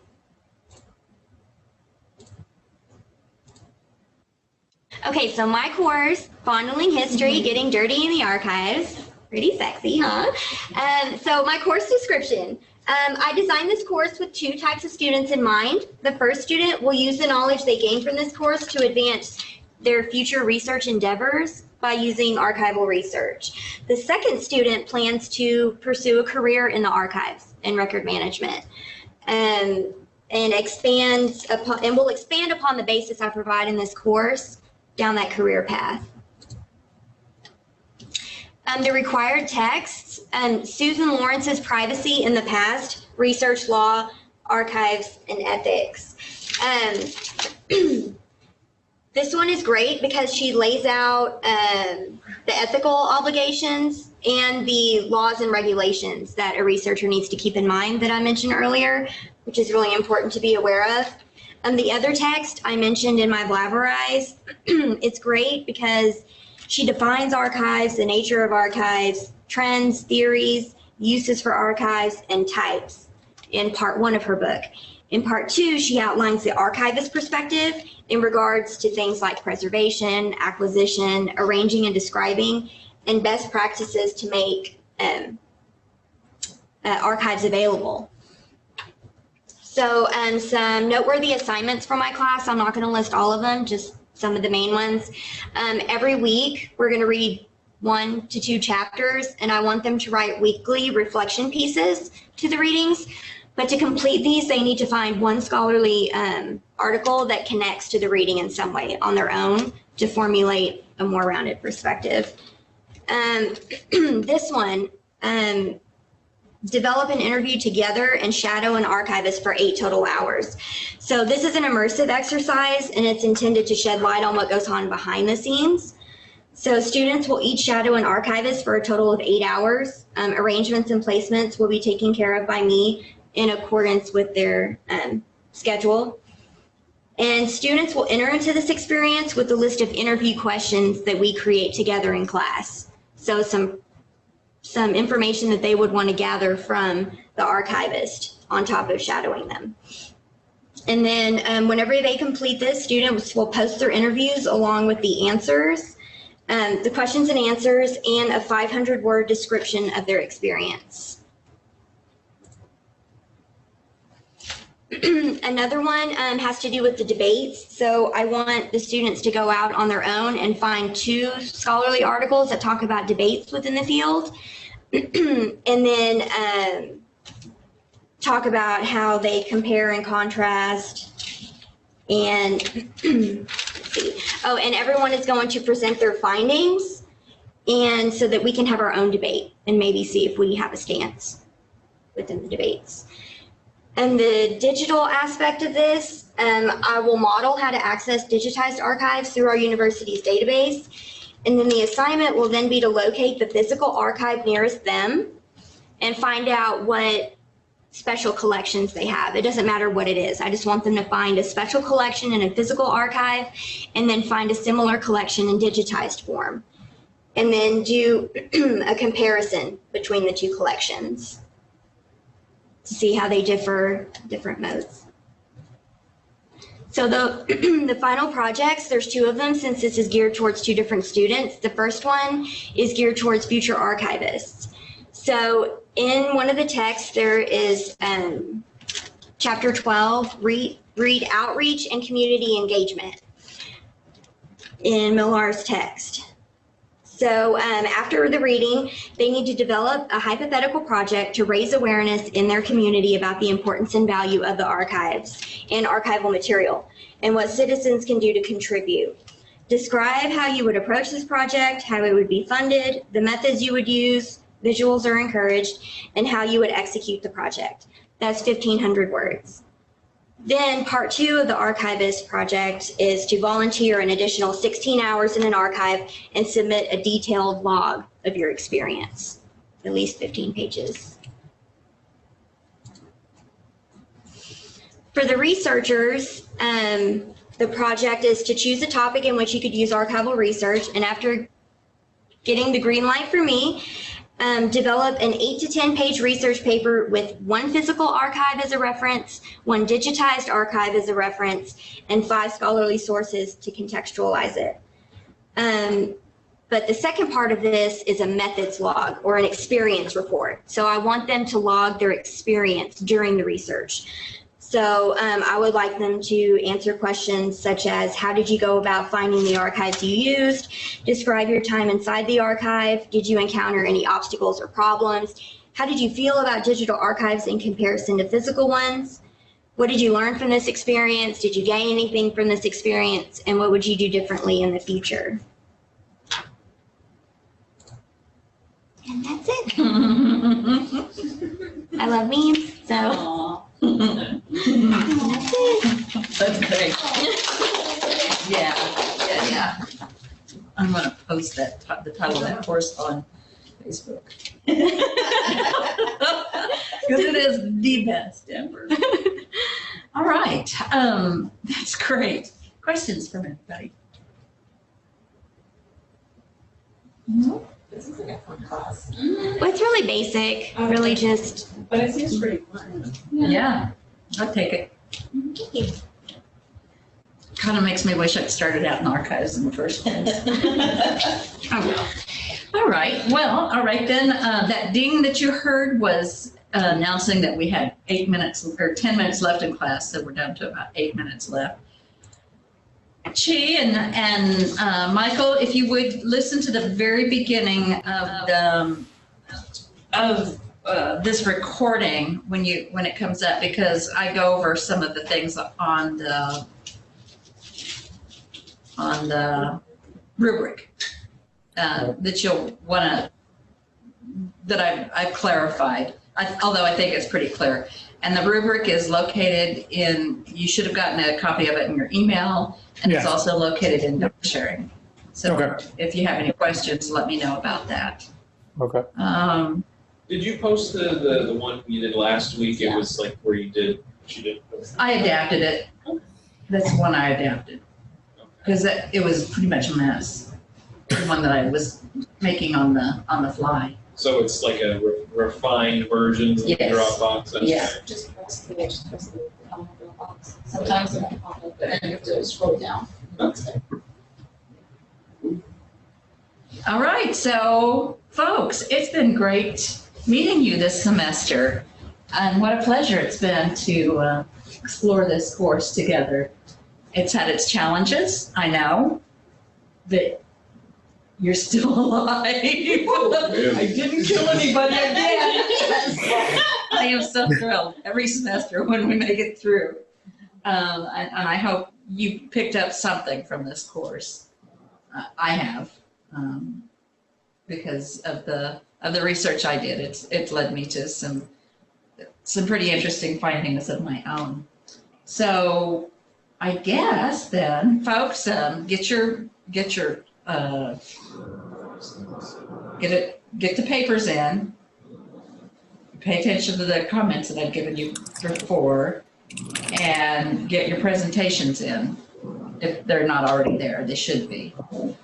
So, questions for anybody?